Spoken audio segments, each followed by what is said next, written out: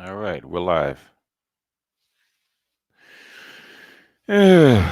Technical difficulties and a few other things, but we are here.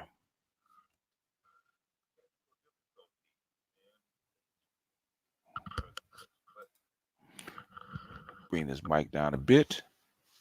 What's up, Wolf?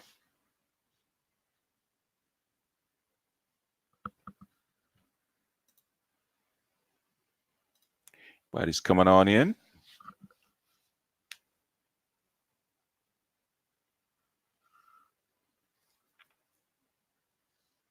So it's just us for right now. We'll see. And I'm running late, so. San Paulo, what's up? Yeah, well, yeah, I'm running late. It looks like October's going to be a struggle.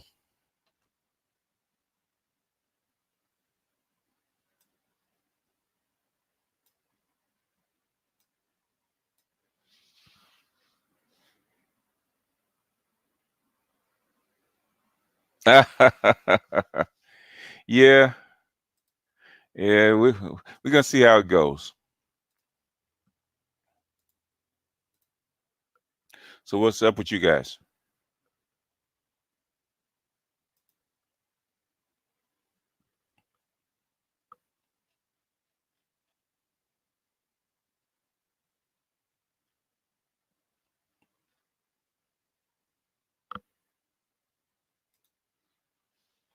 What's up, fitness mom? I was just talking about you. Art, what's up? My vacation from YouTube. Actually, get a chance to refocus.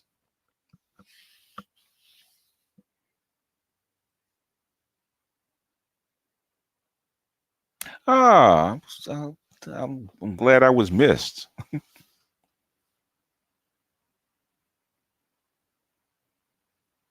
Hey, when I say you're my model for a submissive woman, you are my model for a submissive woman.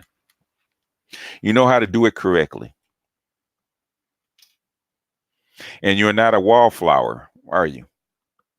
You don't have to be a wallflower or a floor mat to actually submit to your husband, do you?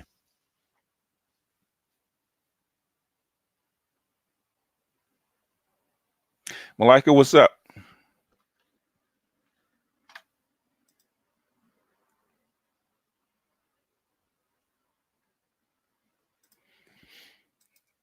Yeah, you'll like the microphone. The microphones. I've had mine for I think it's 4 years, but I got mine in a USB version. Probably should have got it in the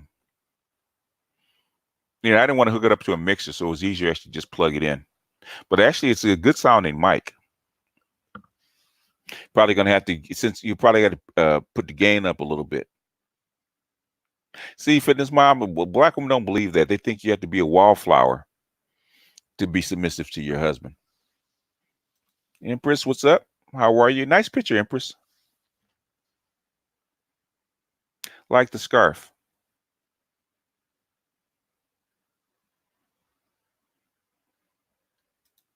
Yeah, most black women think you have to be a pushover if you're going to be submissive um, or compromise. Then you have to be a pushover. That's far from it. In fact, most black women wouldn't know what to do with a woman that's too submissive.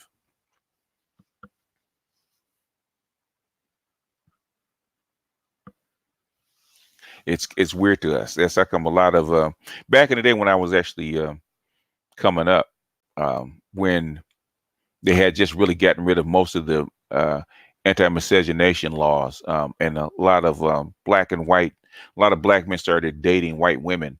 A lot of white women used to get abused badly because they weren't black men weren't used to the culture. We're used to black women, and so we would think that white women were being they were being submissive in their own way, in their own culture, and we would take that as them being a doormat. And they used to abuse a lot of white women. I mean, lots of them. They used to abuse a lot of white women. because we weren't used to weren't used to how they go about their culture and how they treat their men. And a lot of dudes say, "Man, why you treat that white girl so bad?" Oh man, I do stuff to her and she just comes back. And they would really abuse them. They wouldn't be nice because they thought, okay, they were just there to be used, and they think they thought they were on something different, and they weren't just used to the culture. I think it's kind of changed since then, but back then, yeah, a lot of white girls were getting abused, man. They were getting their behinds beat. Oh man, it was different. Let's put it that way. Nothing like what happens now. Yeah, I think black men have gotten more acclimated to the difference in cultures, and so the black guys actually choose a white woman. They actually know how to adapt to her culture, or vice versa.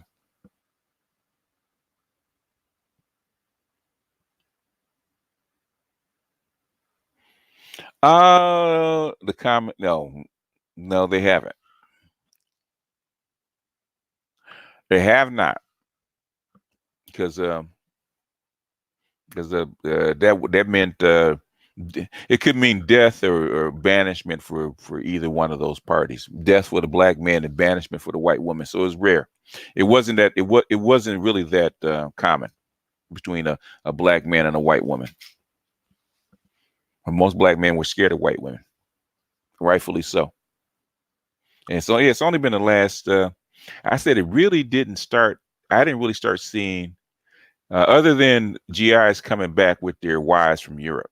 Um, I didn't really start seeing outside of the military. I didn't start seeing black men with white women. Even though I went to a white school, black women, white women until like the late '70s. Even though I went to a white school, it was rare that you saw a black dude date a white woman. It was really rare. I mean, it was really noticeable. Even though I think the school I went to, I think was 20% black and like 80% white. But even then, you would think there would be more black guys dating white women, but it was actually still rare. No, actually, it went to school in the '70s. I mean, it is as far as in the '60s, I was in elementary school, but in the '70s, I was in middle school and high school. So it's kind of rare. Anti-miscegenation laws really didn't get struck down until the late '60s, and even then, it was still new. Remember the movie with Sidney Poitier? Just Guess Who's Coming to Dinner, man. That wasn't until I think that was 1967, if I'm not mistaken, and it basically shocked the whole country. But a lot of that stuff started to change because the GIs are bringing back French and German wives in the '40s and '50s. Yeah, in the '60s, that's when they actually ended, late '60s. But you really didn't see it widespread dating until like the '70s and really '80s. Really, it's really starting to pick up now.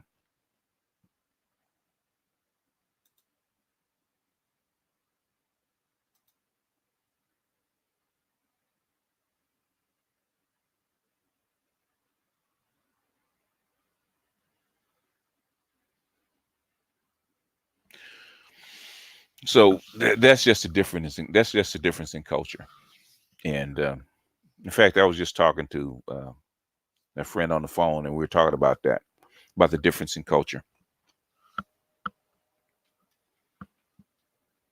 and the difference between black. It's hilarious though. It's hilarious, but it's cultural. It's been passed down.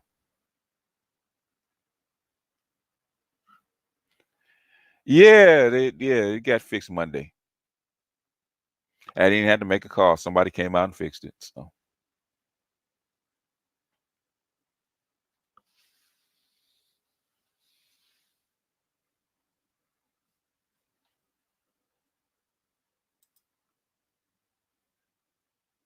yeah, the best black jazz players did go over in Europe. Yes, they did because that's the only place they can actually make money.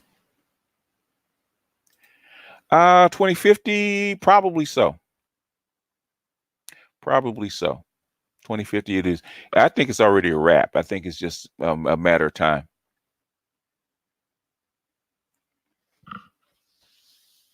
I think it's just a matter of time because the Z's have already voted. I think half the Z's will probably be uh, in an interracial relationship, in my opinion. Ayo, what's up?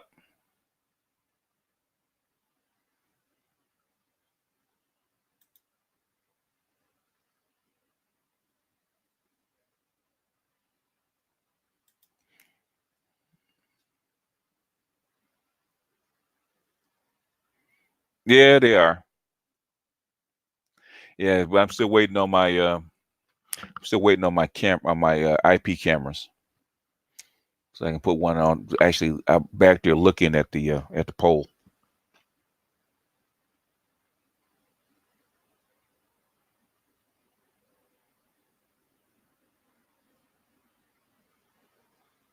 I haven't caught your channel in a while, Wolf. I got to go check it out.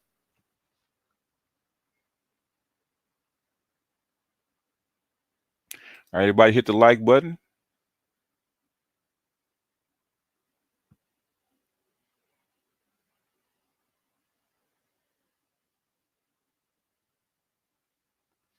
So, what do you guys want to talk about since it's open? I only got 40 people watching. Okay, that's cool.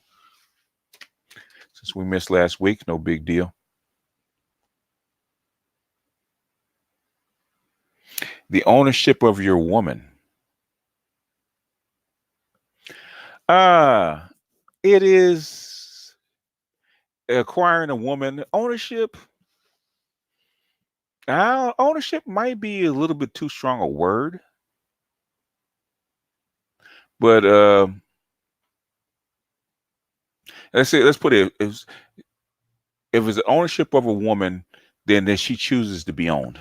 Let's put it that way. She chooses to belong to you. Just like the pimp said, the woman got to choose, and whether what she chooses you for is a different story. And you have to decide what she's gonna choose you for. Is it looks? Is it your body? Is it personality? What's she choosing you for? Is your money? She's gonna choose you. She's gonna choose you according to her needs, and you have to choose her according to your needs. And normally, what's gonna happen is that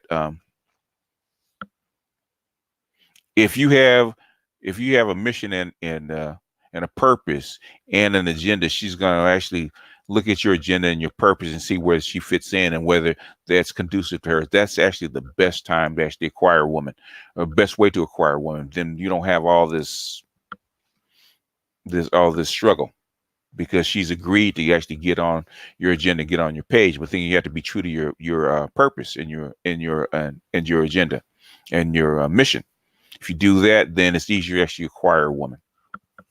Now, um, ownership is a strong word unless you're in a foreign country and actually buy her straight out.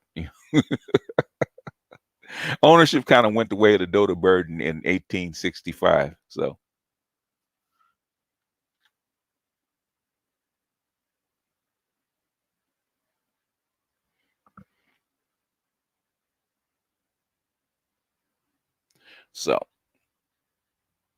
so what do you guys want to talk about? Just or you guys want to just hear me ramble? What's up, Craig?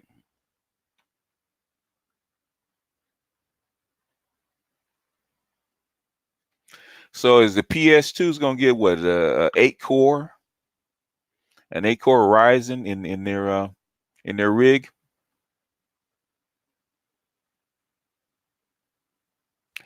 Uh Basically, I wouldn't say own. Well, you might use ownership, Wolf. Your ass might use ownership, but I say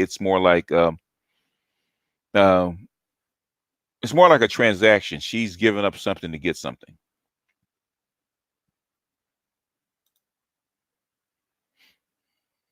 So it's probably going to be like transactional.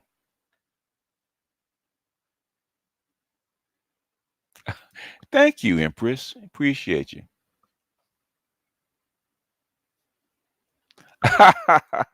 No, I can't. I can't always speak my mind because this is public. But it's not. It's really not that that difficult.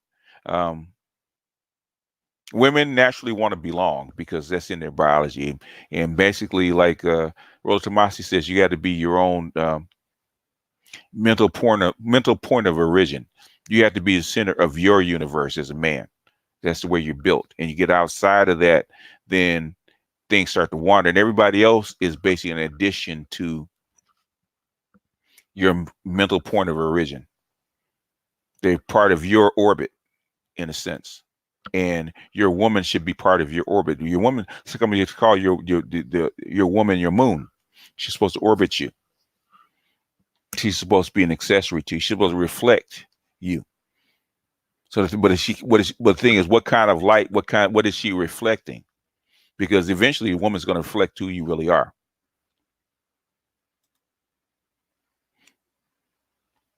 That's her job, to reflect who you are. She chooses the quality of light to reflect. So if she's on your agenda, she's with your purpose, she's with your mission, she's going to reflect who you are. That's when it works. If you don't know who you are, what you're about, or even as crazy as K. Michelle says, there's got to be a mission. And most guys don't have a mission because most guys aren't taught to have a mission, no matter how complex or simple that it is.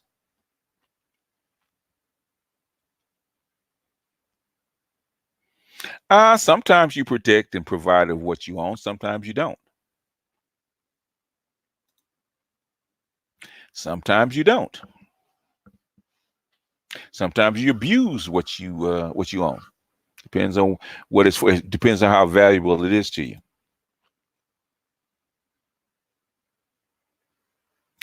Of course. Well, because being owned, as you say, serves them. I don't do, I try to do my rambles like when I feel the need for it, to it's important.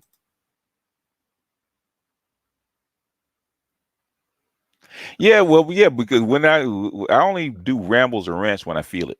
I don't just I just can't bring them up out of nowhere.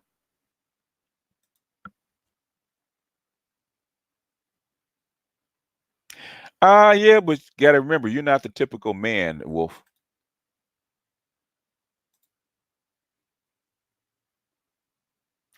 Can I expound on it more?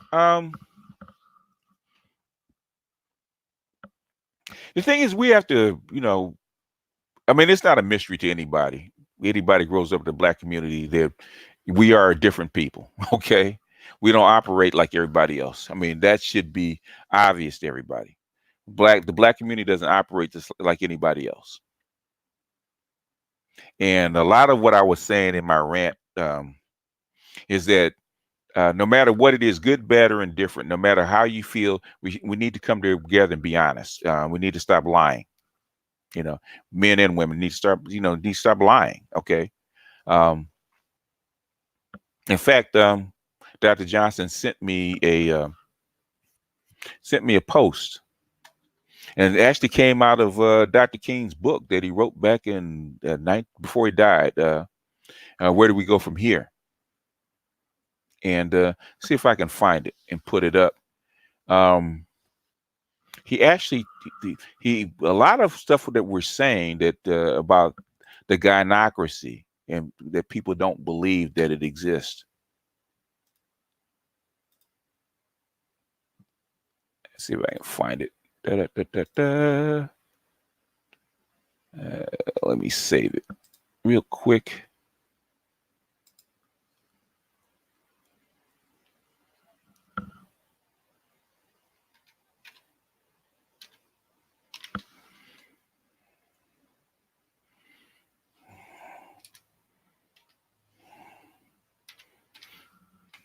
Let's see if I can find it real quick. It should be there. All right, let me blow it up and I'll share it so we can have so much stuff. Have you ever been a rent? No.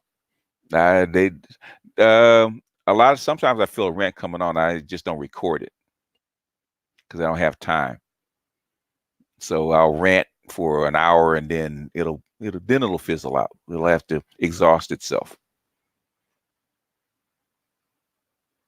And we are special people. But I want to read this post, and this is from it's actually pulled from Dr. King's book. Where do we go from? He actually wrote it in 1967 before he died. Share my screen real quick. There we are. Okay, this is his quote, a pull from his book. Because the institution of marriage had been illegal under slavery, and because of the indiscriminate sex relations, often with their white masters, mothers could identify their children, but frequently not their children's fathers. Moreover, the women, being more generally in the house and charged with the care of the white master's children, were more often exposed to some education and a sense, though minimal, of personal worth. Hence, a matriarchy had early developed. After slavery, it persisted because in the cities, and this is something that both E. Franklin Frazier and basically W. Du Bois noticed in the Philadelphia Negro, what he's getting ready to say. After slavery persisted in the cities, there was more employment for women than for men. Though both were unskilled, the women could be used in domestic service at low wages. The women became the support of the household, and the matriarchy was reinforced. The Negro male existed in a larger society dominated by men, but he was subordinated to women in his own society. The quest of the Negro male for employment was always frustrating. If he lacked skill, he was only occasionally wanted because such employment as he could find had little regularity and even less remuneration. If he had a skill, he also had his black skin, and discrimination locked doors against him. In the competition for scarce jobs, he was a loser because he was born that way. His rage and torment were frequently turned inward because if they gained outward expression, the consequences could be fatal. The Negro father became resigned to hopelessness. He communicated this to his children. Some men were unable to, hold on a second. Yeah, chart real quick. All right. Some men, where was I? The Negro father became resigned to hopelessness. He communicated this to his children. Some men, unable to contain the emotional storms, struck out at those who would least be able to destroy them. They beat their wives and their children in order to protest a social justice. And the tragedy was that none of them understood why the violence exploded. And this is from Reverend Martin Luther King on the Black Gynarchy. Where do we go from here? From chaos to community. So this was written in 1967. So it's not something that I invented. And I was just talking to Dr. Johnson about that. This is not something I invented. This has been there. So basically, he's saying the same thing that all the other scholars have said. So this is not anything new. So what I said on my rant is not something that I'm pulling out of my behind. This is, the way I describe it, the way everybody that I've ever read talk about this, describe it the exact same way, the exact same process. There was a kickback with this kind of talk in the 60s, especially when it came to Moynihan, because This is something now, whether the black community is ashamed of it or black women are ashamed of it, but this is something that has been denied for a very long time. The first book that it was written on, well, actually, the first whole book that was written on matriarchy was by, I think it was Herndon back in the 40s. But W. Du Bois mentioned it. Fraser mentioned it. Clark mentioned it. So Monahan mentioned it. Um, so this has been an ongoing thing. It's something. It's like an open secret. Everybody knows that it exists, but nobody wants to admit that it exists.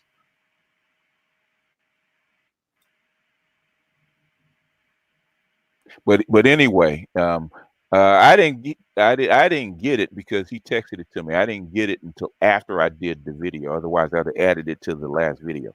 Because the thing is that um, me personally, as a person, I'm not going to come on here to actually force a narrative that isn't true. Okay. I'm not, if it wasn't there and it wasn't obvious, it wasn't written, I wouldn't come on the air and tell it.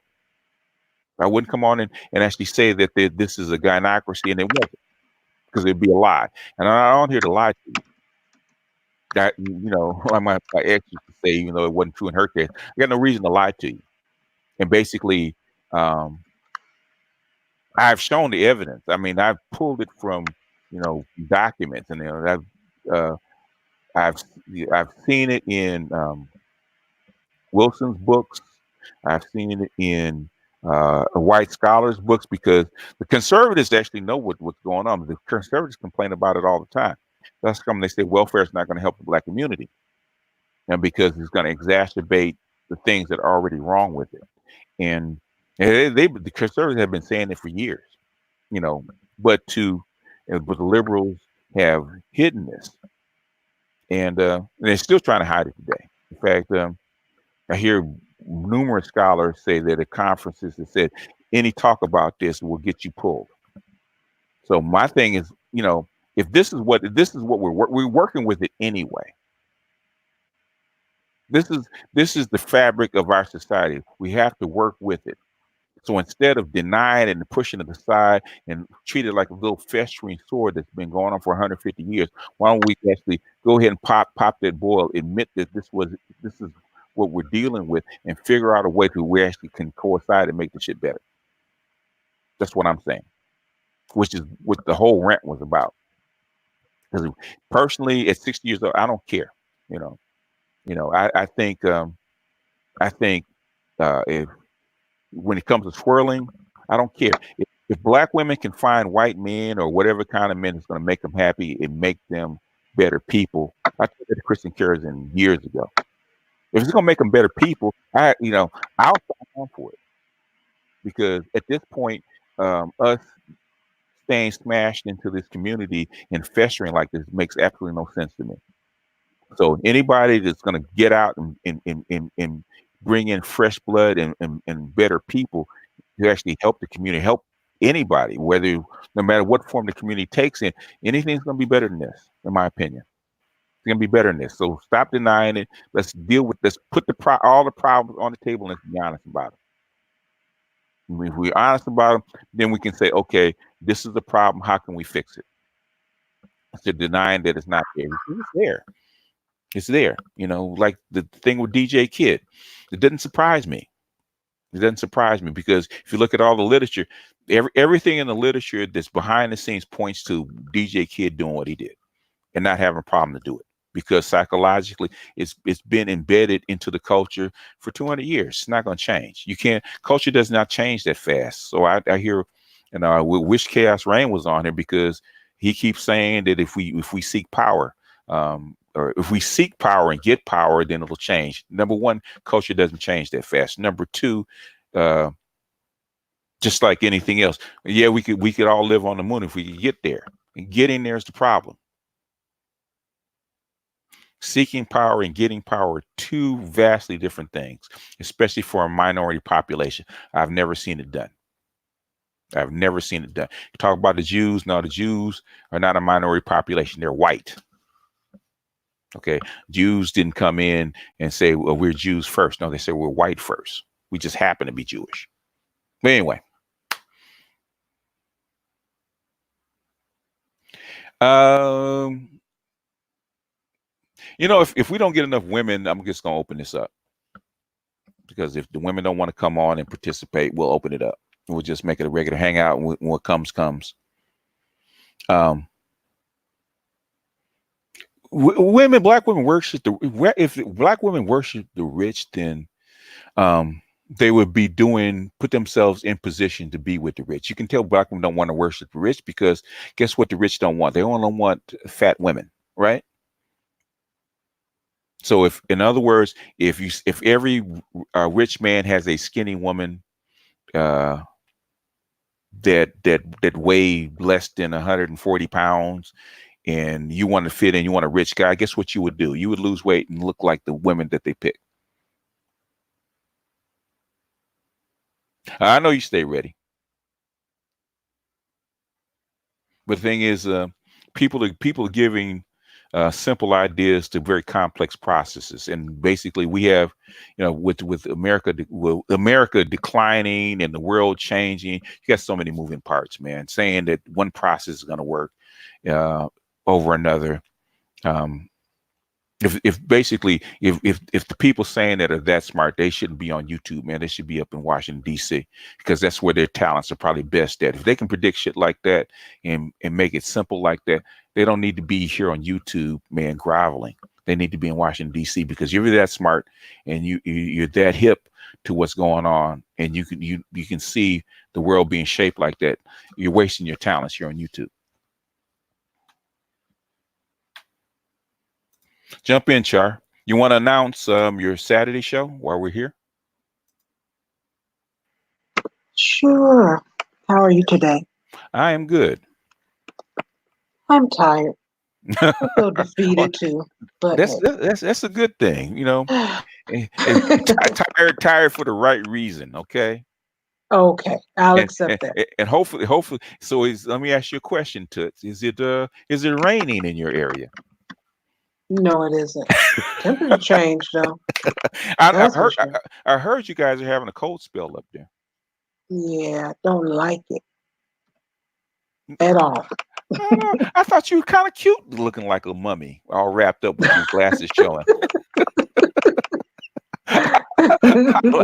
I laughed so hard when I saw that picture. I said the only reason I knew it was you because of the glasses.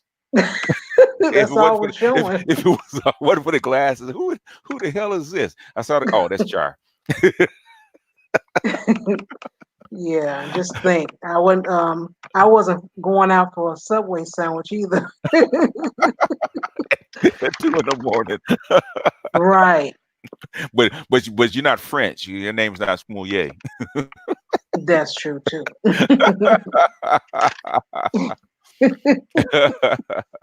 Uh-uh. Yeah, but Lord. the rant wasn't at anybody in particular. But my thing is that um uh in fact, I think not to mention Val, but others are saying the same thing. I have been saying it for at least 2 or 3 years. Okay, the women are going to come back to the table. What are you going to say? No, they won't come back. The women are going to come back to the table. What are you going to do? And all that blustery talk and all that black female fuckery, all that kind of stuff. That's all that stuff went up in smoke. Said okay. Said all right. Said okay. I said this is not quite what I expected, but it is what it is. And what he said was that women don't like to show up because they will have to be accountable to what they say in real time. Well, you know what? That's women. The thing is if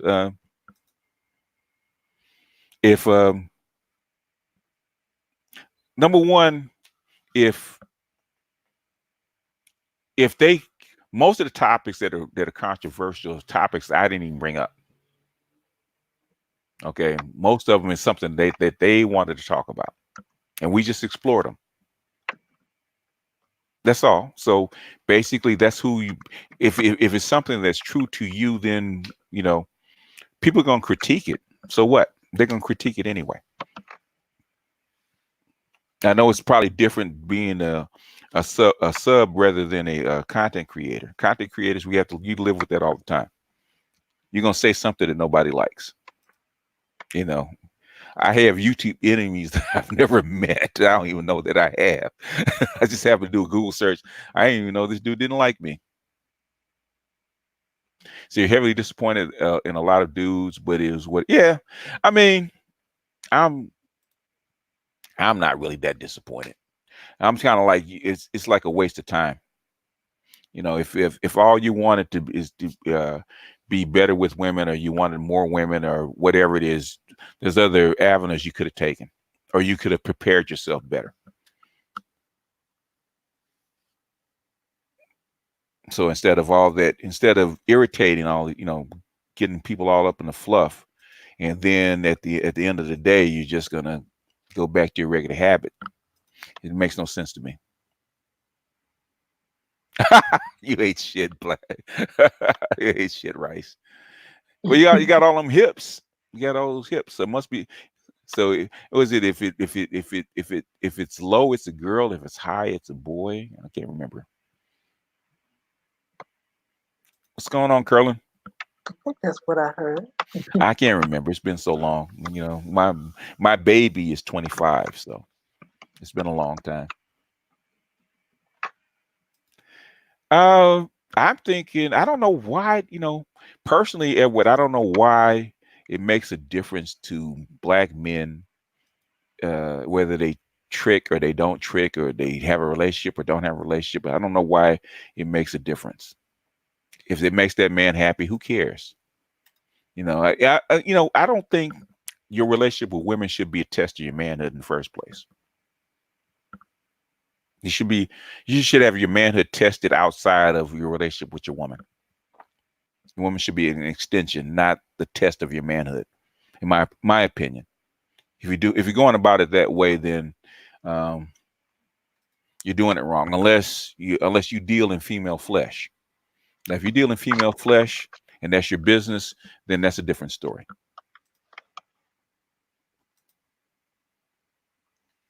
But I don't think your relationship with your woman should define your manhood at all. I think your own personal experience and how you decide to live your life should define your manhood. Because if that was the case, all them dudes on Wall Street that have a tricking budget, wouldn't be masters of the universe. A tricking budget? Yeah, they call it entertainment, but Isn't pros it on the house from the company? no, no, no, no, no, no, no. That's their own personal budget. Hmm. They there's a line item for that. In fact, they said it in margin call. He's actually talking about his entertainment budget, and Kevin said the same thing, that there's a line item for entertainment budget, and that's where the tricking comes in, escorts and stuff like that. Yeah, wealthy people have been doing that for years. It's no big deal. So all men, well, is it tricking if you got it? Does it matter?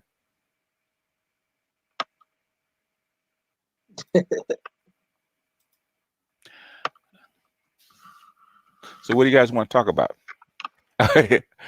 Yes, see, money was good. Yeah, free money, no goodie. Well, depends on what they want out of the woman.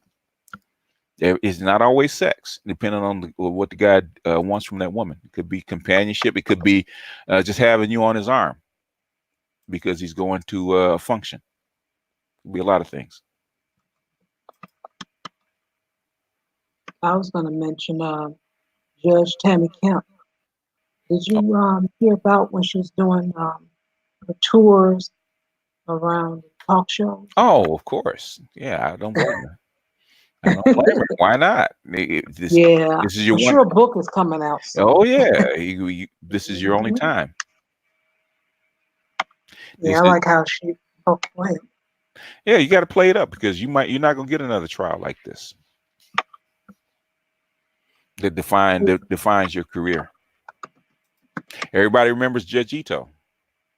True. Yeah. So you got to take it. That's You got to strike while the iron is hot. You know, black women are going to do it. yeah. Uh, She was explaining how uh, the bailiff was actually looking for contraband in her hair. Now that's just ridiculous. Oh yeah, oh, I didn't hear that one. That's it. yeah. He said that on Tamron Hall show. Had to be Tamron Hall because if it was on the Breakfast Show, they'd have roasted her. The Breakfast Club. I'm like, but Eh, eh, Come on, black one. We got to do better. Okay, got to do better. You have to do better. Looking for contraband. Come on. hey. I know Texas people that lie might sell in Texas, but outside of Texas, it's not going to sell. Hey, any excuse is better than none. Calm down, Edward. Uh-oh.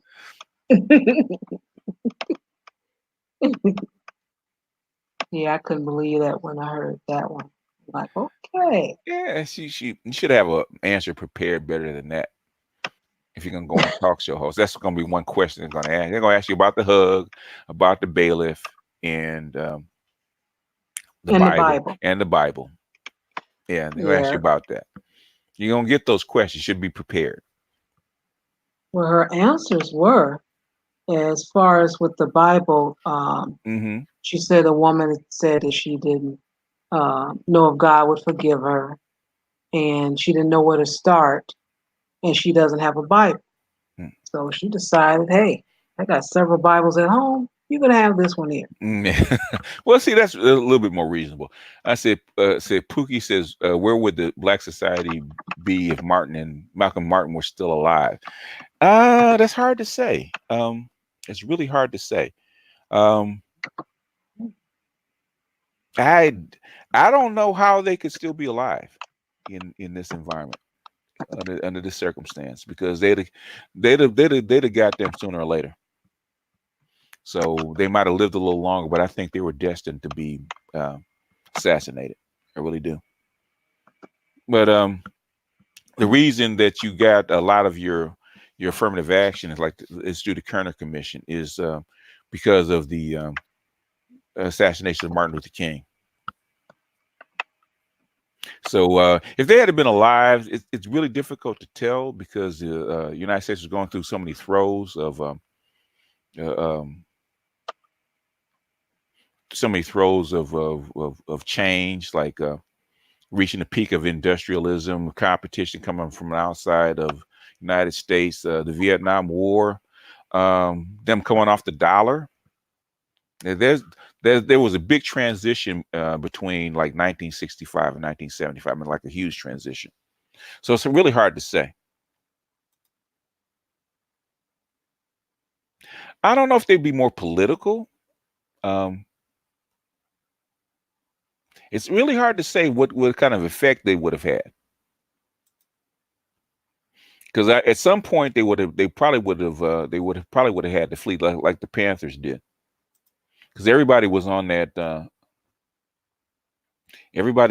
particular boat. So even it wasn't just it wasn't just black people that got assassinated. It was also white people. So we're doing a whole shift. So they just cleaned house.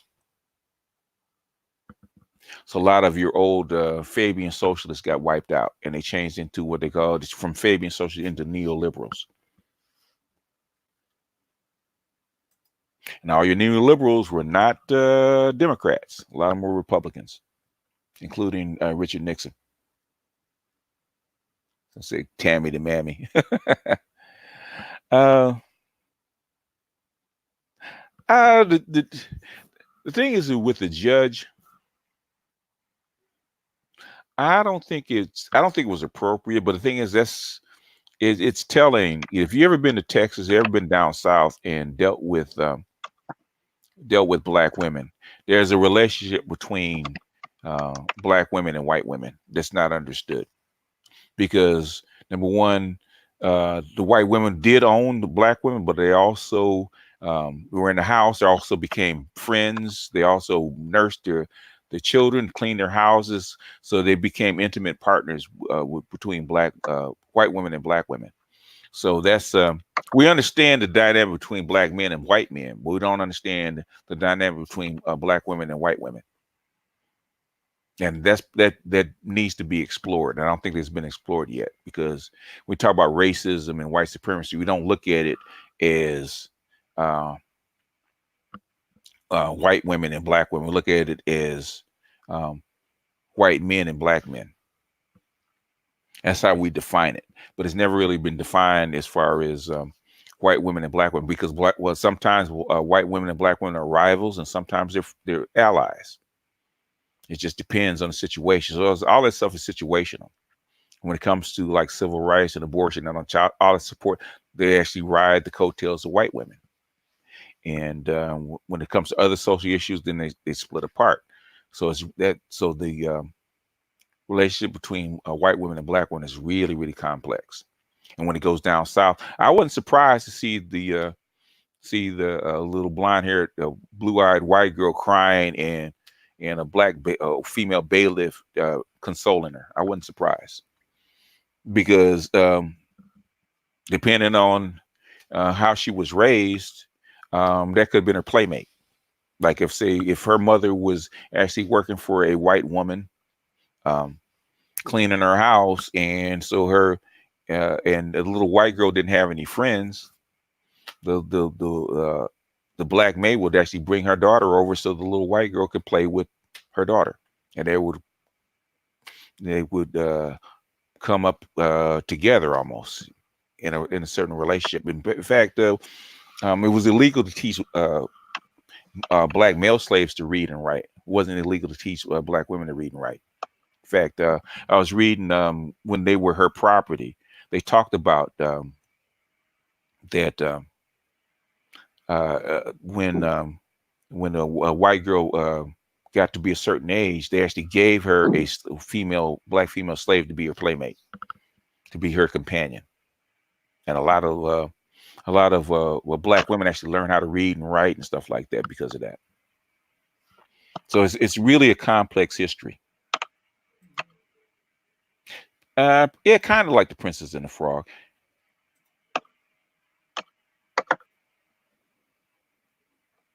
Um, it's complex because there's no more closed mouths than black women. Black women can keep a freaking secret, 20 years into their grave. They keep a secret. They will not divulge it. So it's hard to explore. But if you've been down south, the relationship between black women and white women are really, really complex.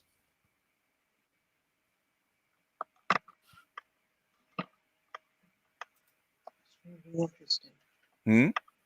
It's extremely interesting. Yeah, yeah, yeah. If you ever been down south, and because my mother, she had prayer partners. She had 4 white prayer partners for like 20 years, and they met there twice a month, do Bible studies and stuff like that. And 4 white women that she met with like twice a month.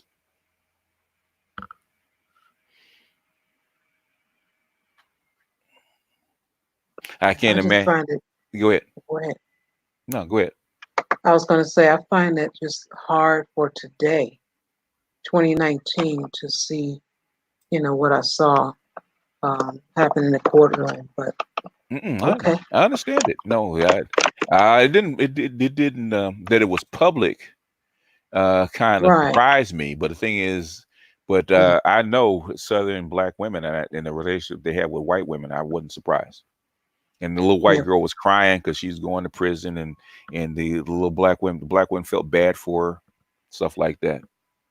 So Maybe if they were much older women, then I wouldn't have been surprised. But I was surprised, and ah, publicly too. That was the other thing. yeah. I wasn't because when I first saw it, I said at first I was wondering. I said, "Is she doing what I think she's doing?" And sure enough, she was consoling her by going through her hair and rubbing her shoulders. Oh, I said, "Okay, she's consoling her."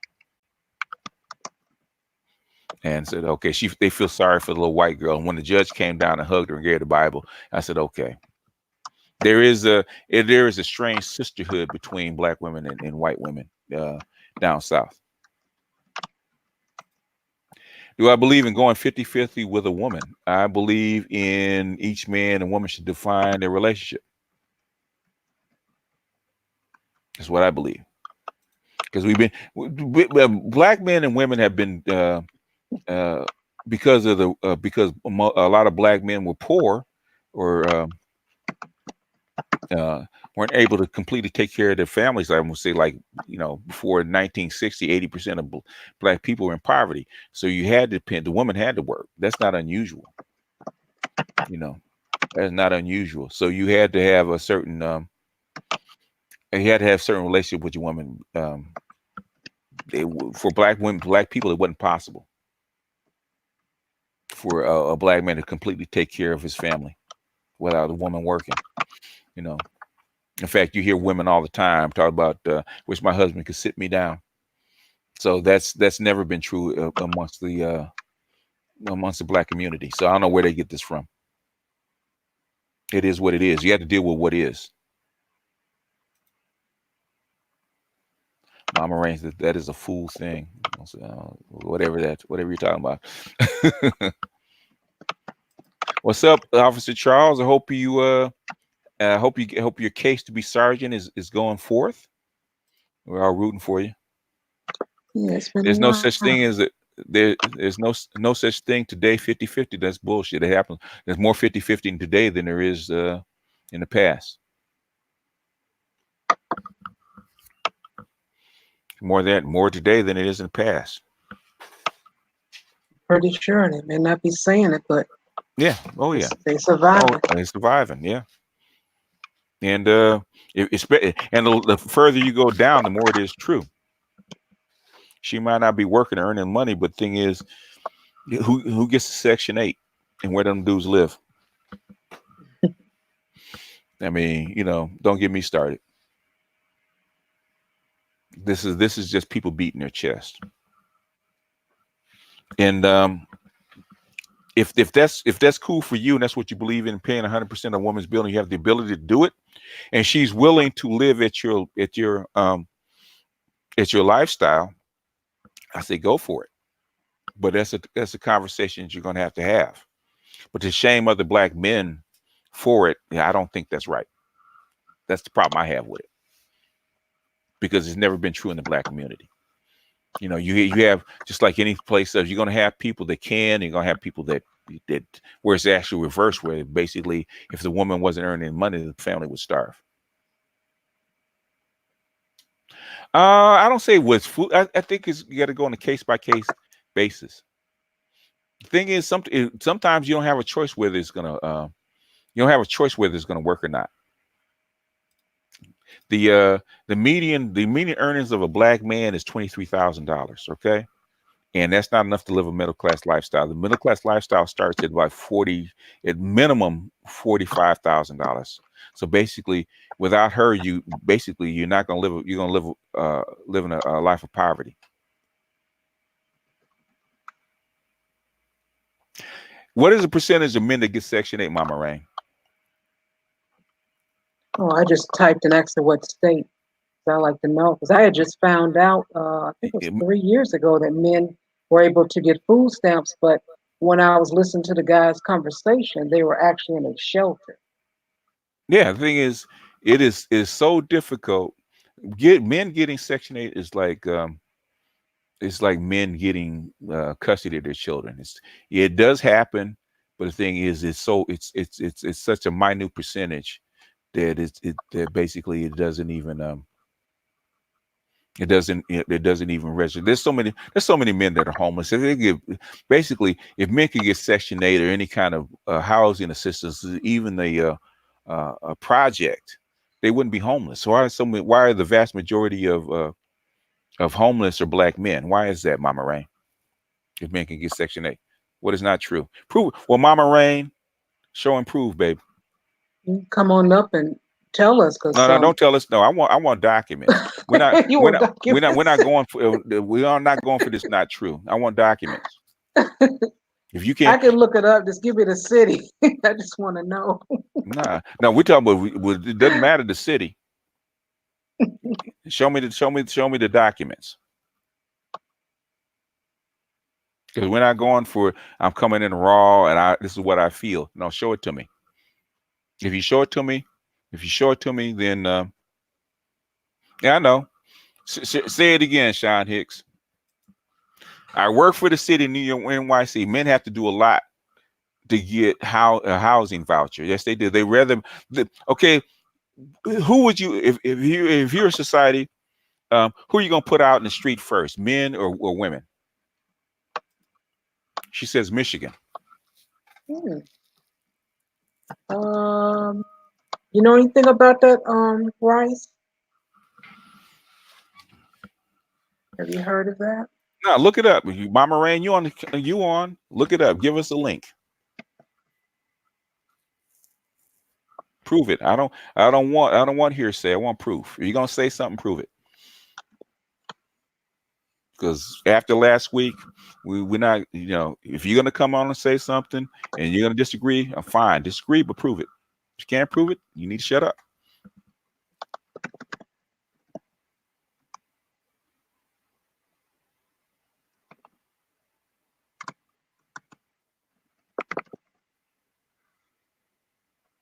What are you talking about, Sierra? You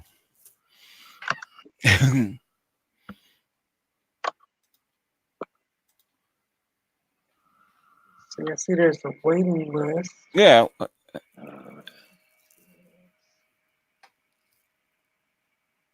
What are we debating?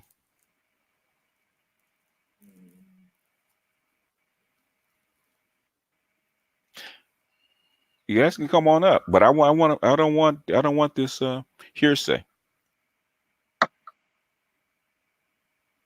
Yeah, it really the people that are supposed to be in line for Section 8 first are actually disabled vets. You have a lot of homeless disabled vets that can't get it. So saying that men can get it too, yeah, men can. It's possible for some men to get it if they're lucky, but men do not get it in the same rate that women get it. That would be logical. Do you really want women on the street like men are? You don't. No, you do need a link. If you're gonna talk to me about it, you need a link. You need proof. Don't tell me what you need. I ain't say you need it. I need it.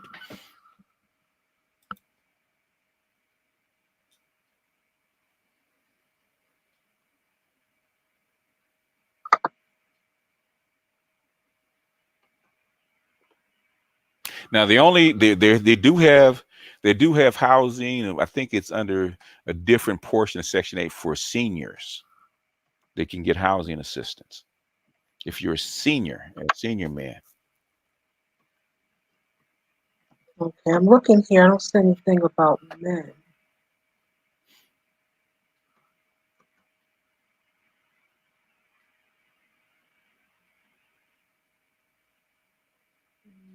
But people on the ground, I'm in LA, and basically I've known a whole bunch of women with Section 8, and there's very few men that get Section 8. Now, the ones that can get it, you have to have custody of your children. Now, you might not be able to get it, but they will give it if you got kids.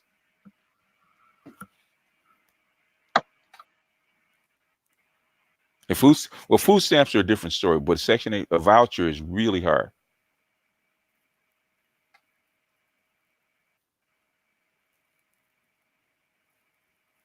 But we need some kind of proof. When people saying that I don't need proof, it's just you talking. Yeah, Anyway. because if there's something that you know that can help somebody, we can Hmm. get that information out there. Because there is Yeah. a lot of information that's hidden from us, and when we find out about it, they cut the darn program. But I don't see anything. I just going Nah, through that list. I didn't the see anything. percentage. Everybody I've talked to, everything that I've seen, I don't keep the stats on it. Everything that I've seen, the vast majority of people on Section 8 are women. women and maybe seniors, because the first people in line to get Section 8 are actually disabled vets, and they were complaining about not being able to get it the Yeah, last that's time. what I know of the neighborhood. But I'm just saying, if she knows something, let us know so we can tell other people.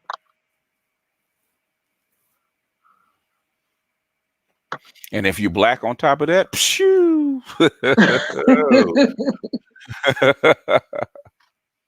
Yeah, my friends, when she had a couple of kids, she couldn't get it, but her daughter had Mhm. kids and she was able to get it. Yeah, So she's been on that list for 40, 30 some years. yeah, Her daughter was on the list for a year. yeah. It depends. It depends on your caseworker too. Like a lot of there's a trick. I think the chick that got pregnant by what's his name, by the sperminator. She was using that trick because her and her lover were basically in a shelter. They want to get out of the shelter. Oh, yeah. So the Okay. so Yeah. so the thing is, how do I get out of this shelter? Either get a job, or if you want Section 8, you're gonna have to have a baby. So guess what she did? She had a baby. So then they put her in line to have her own apartment on Section 8. That was fast, too. Oh, she had a good caseworker. Mm. Get a good caseworker can happen. I know. I dated the chick that did it, Oh, and she was living with her aunt, and she needed to get out of her aunt's house. She wanted Section 8, and so and so she talking to her caseworker. How can I do this? Well, you got to go down on Skid Row for a year. So she did went on down on Skid Row for a year. After a year, she kept bugging her caseworker. She got it though, because I hooked up with. How'd you get down here?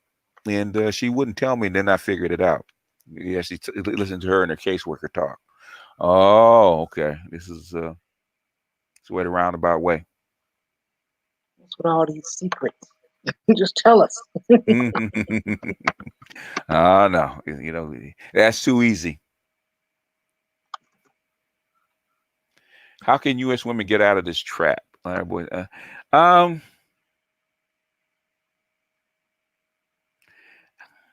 Okay. One it comes from the top down.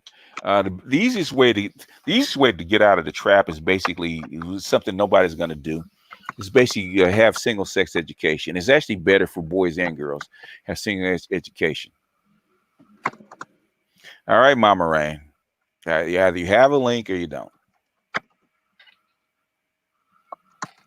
Yeah, but the easiest way to get out of it is basically have single sex education. Basically, separate the boys from the girls.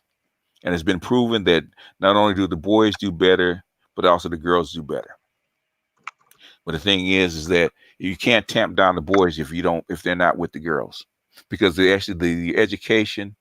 In fact, who was that? Art played a video with who's that? What was her name? I can't remember her name, but she's called the conservative feminist, basically the logical feminist, and she was saying that this is going for white boys. White boys are actually having the same problem. Is that you have a curriculum that's designed for girls, for white girls, and boys are not white girls, and they're actually trying to tamp down boy behavior. I just had to go. In fact, I had to go to a meeting on Monday with my daughter about my grandson. I had to meet with the principal because we're having those kind of issues, because he's been in private school for it's like first 3 or 4 years, and now he's in second grade and he's with in public school, and now the discipline issues actually coming up. So now I have to deal with that kind of crap, with that kind of stuff. So we have to um, deal with how they educate little black boys. And little black boys have a different energy, and that energy not always conducive to the way teachers want to teach. That's why I said if you really want to see your boys do better, separate them. Because every place where they've had single sex education for black boys excel. which is probably what they don't want to have happen as far as the United States is concerned. Basically, there's the backlog in Section 8 so bad. Who would you give it to, men or women? You don't want women on the street. And they're always going to give women, they're always going to give women the nod to be housed first. And women are actually more vulnerable. So, you don't want to see a lot of your women on the street. So they let men fend for themselves. Very difficult for men, period, black men particularly, to get Section 8. That's like your homeless percentage for black men is so high. Black men are actually the last people to get Section 8. They'll give a black man food stamps before we give him Section 8. Yeah, I So don't know what year they started with the food stamps, but there was a time they didn't even qualify for that. no. Basically, it was the food stamps were for supplement for children, and the woman, even the woman, had to be married, and she had to had to be married, and her husband had to be dead or abandoned. In fact, I played a video talking about that, about how the food stamp worked. I think it was 1967. I think it was. So it hasn't been that many years.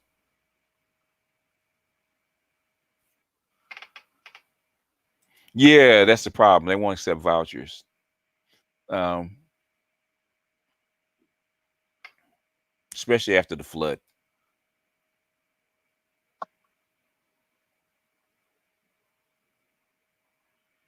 Yeah, you could if you separate them, but the thing is, feminists do not want to let go of the boys, and black women really don't want to let go of their boys.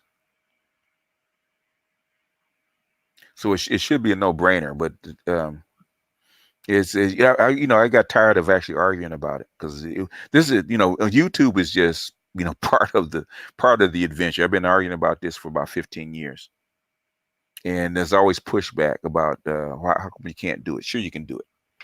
It doesn't take that much. Same money, same money, same schools. You just split them up. Even if the hey, Linda, what's going on? Linda, Linda, the lips. What's going on? Um, Same money, same structures. All you doing is taking the same resources, just making a portion for the boys. Because it really, with the birth rate being so low, yes, you have an overabundance of schools. You have plenty of school structures. They're actually closing schools. So the fact that them having enough room is not a factor. You could do it easily. There's plenty of schools that have been at the low capacity or shut down. They could do it easily.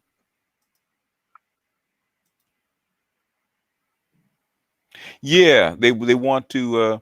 They put in middle class neighborhoods because they're gentrifying the ghettos. Wolf, Shar can tell you they're gentrifying the ghetto, so they have to put the people on Section 8 somewhere. So they put them in Yeah. middle class neighborhoods because eventually, if they stay there long enough, they're going to be in middle class neighborhood anyway. You know, people said I want to move from Blackistan. I said all you got to do is stay there. I said uh, they're going to gentrify Blackistan. You're going to get your wish. Okay. Then you're gonna be out. Yes, Charles can tell you, they've been having this debate in Baltimore for like the last 10 years about single sex education, and they just don't want to. They just don't want to because there's a couple of good boys' schools in school for boys in Baltimore that are actually very successful, but they don't want to do it. It's terrible. Yeah, feminism still has the country by the short hairs. From his pleading. Oh yeah, it happens. Basically, you know what? In African society, that's normal. Um, when they get past the tender years, I don't know, Empress. I think it has more to do with the people at the top than the people at the bottom. But I don't see the people at the bottom pushing for it.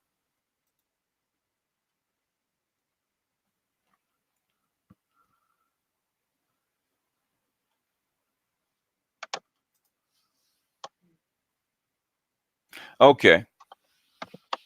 Yeah, basically, I mean, it's probably not going to show anything that hasn't already been identified. Um,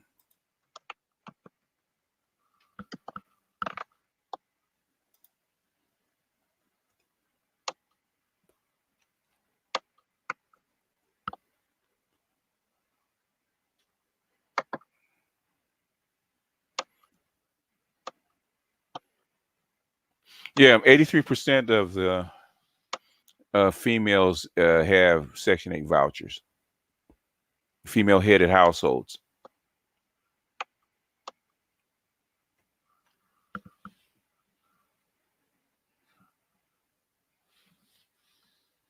So I can share it real quick. I don't know if you guys can see this, but I'll share it. That line down there, vouchers, Section 8 vouchers, 83% are female headed households.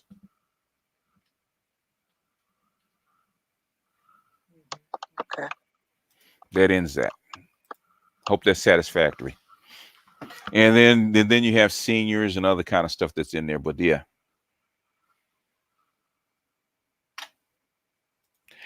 we should, but that's the answer. I mean, it's an obvious answer. And they actually got rid of. I think it was the '90s. They started the few single sex schools there were. They started getting rid of them.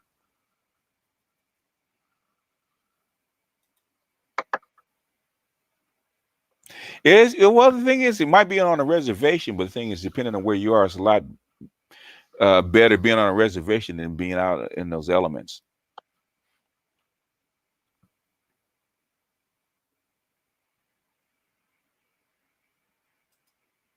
Because we have a huge homeless crisis here in Los Angeles. All right, support the channel if you can. You know, it's like they said to call hit the link, hit the link, hit the link. Show your appreciation.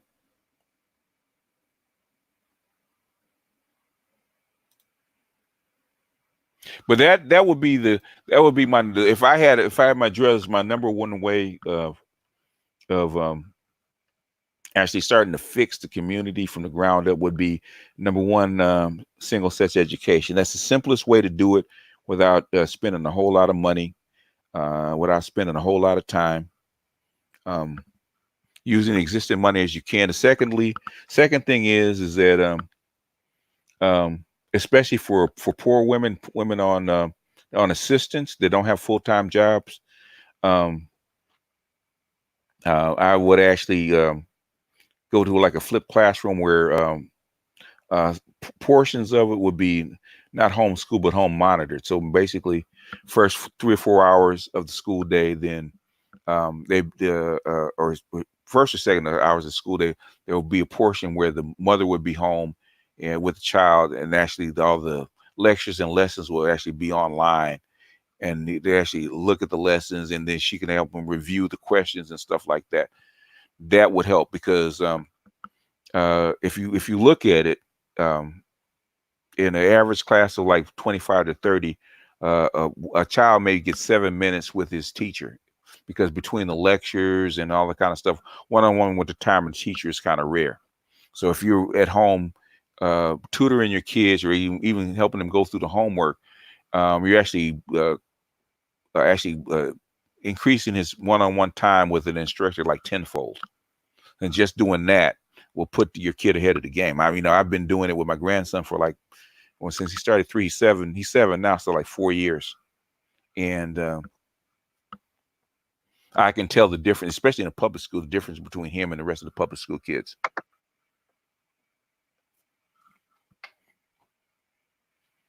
So that's where I would start. I would start there, and then I would work my way up. You know, if you do that, you work your way up from the elementary school and work your way up to like school, like high school, and even community college. Then you can actually put the money that you save in a budget there for retraining people, whether it's because it really, if you streamline a good say a good STEM, not STEM program, but a good coding program, you could have people up and working in a year with a job. It might flood the people's market with too many of them, but the thing is, it's better that. But you can actually have them within a year. You could have them working with a good trade, and then if they want to go on from there, they can. They can. If not, they don't have to. But that's where I would start. Use the money that you have, but use it wisely. The thing is, with the in a place like United States, everybody, by the time the money gets to where it needs to be from the top on down, so many people have pinched off that money. There's nothing left that when it comes down to the bottom. You need to streamline this stuff and make it more cost effective. If some people need to be reassigned because we have overabundance of teachers in one place and not another, got to be reassigned. But the thing is, what is the best way to actually fix um, not only community, because this is actually a society-wide problem, but a Black community in particular? That's where I would start. Start with the education. The easiest place to actually start with the educational process. That's the easiest place to start. Getting people housed, that's a bigger project, because getting people housed is, even though you have the materials and the wherewithal to actually get people housed and where it's cost effective, sewage, security, a whole bunch of other things that goes along with the urban environment. Even a suburban environment is still an urban environment. So getting people housed brings in a whole lot of things. There's a lot of answers actually out there to get people housed and get people up and running. But the thing is, do we have the will to actually do it? Because when you take from one side, when you actually give to one side, you're taking from someplace else. The problem is, where do you take it from?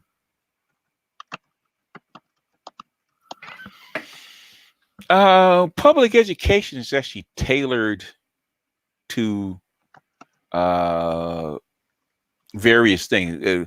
Public education is actually tailored to a service sector, because they're teaching a lot of the kids soft skills, which is fine if they do it properly, but they don't.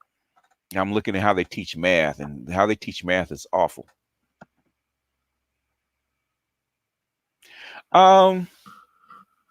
It could be their purchased property. The thing is that, like I said, America is capitalism, and capitalism equals greed, and there's too many palms greased when it comes to stuff like that. Actually, Rael, if you actually look at the Prussian school system, actually teaching to be a soldier, not a worker bee, but a soldier. And Common Core sucks. Zero, put up the link to your to your I forget, to your women's hangout or channel.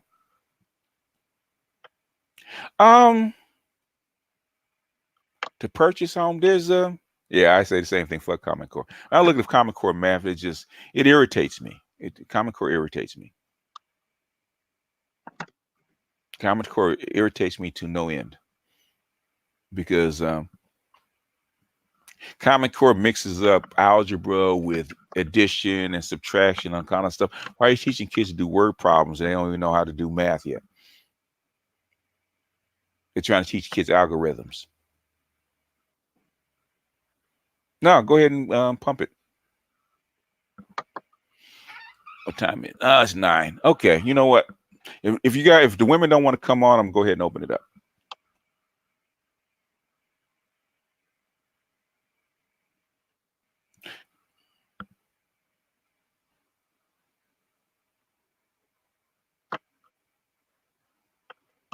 Oh, Charles doing business in the background. I don't know. What do you think? Well, Sergeant Officer Charles, what do you think about? I know you can't give your opinion in public like that, but what do you think about the shooting in Fort Worth?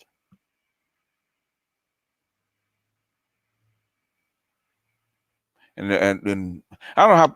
What do you think should have been done about the shooting in Fort Worth?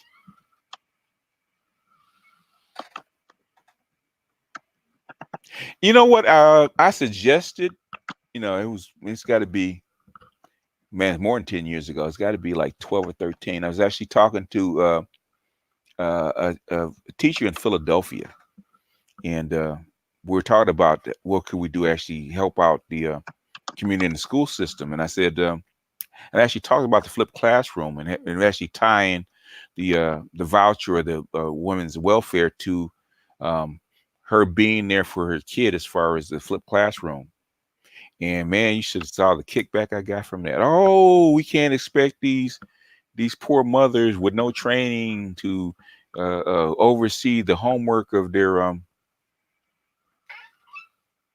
no, I sent the link. I just dropped the link. Don't worry about it. The but you guys are gonna have to be nice, okay? We gotta remember this is a woman's channel. But I got the kickback. Oh, these poor mothers, and they're uneducated, and they haven't been brought up to speed. How are they gonna have the ability to teach their kids and blah blah blah? I said you could give them a training program. Then they came up with other excuses. There's always an excuse. The thing is, do people really want to change? All right. I'm putting you guys on your best behavior.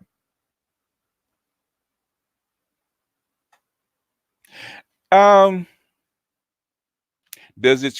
The thing is, what the system is not designed for you. I mean, they know how to design the curriculum for boys.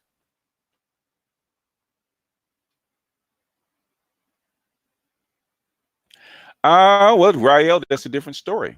You have them because that's a biological function. I'm here. What's up, Rice? What's going on? Hey.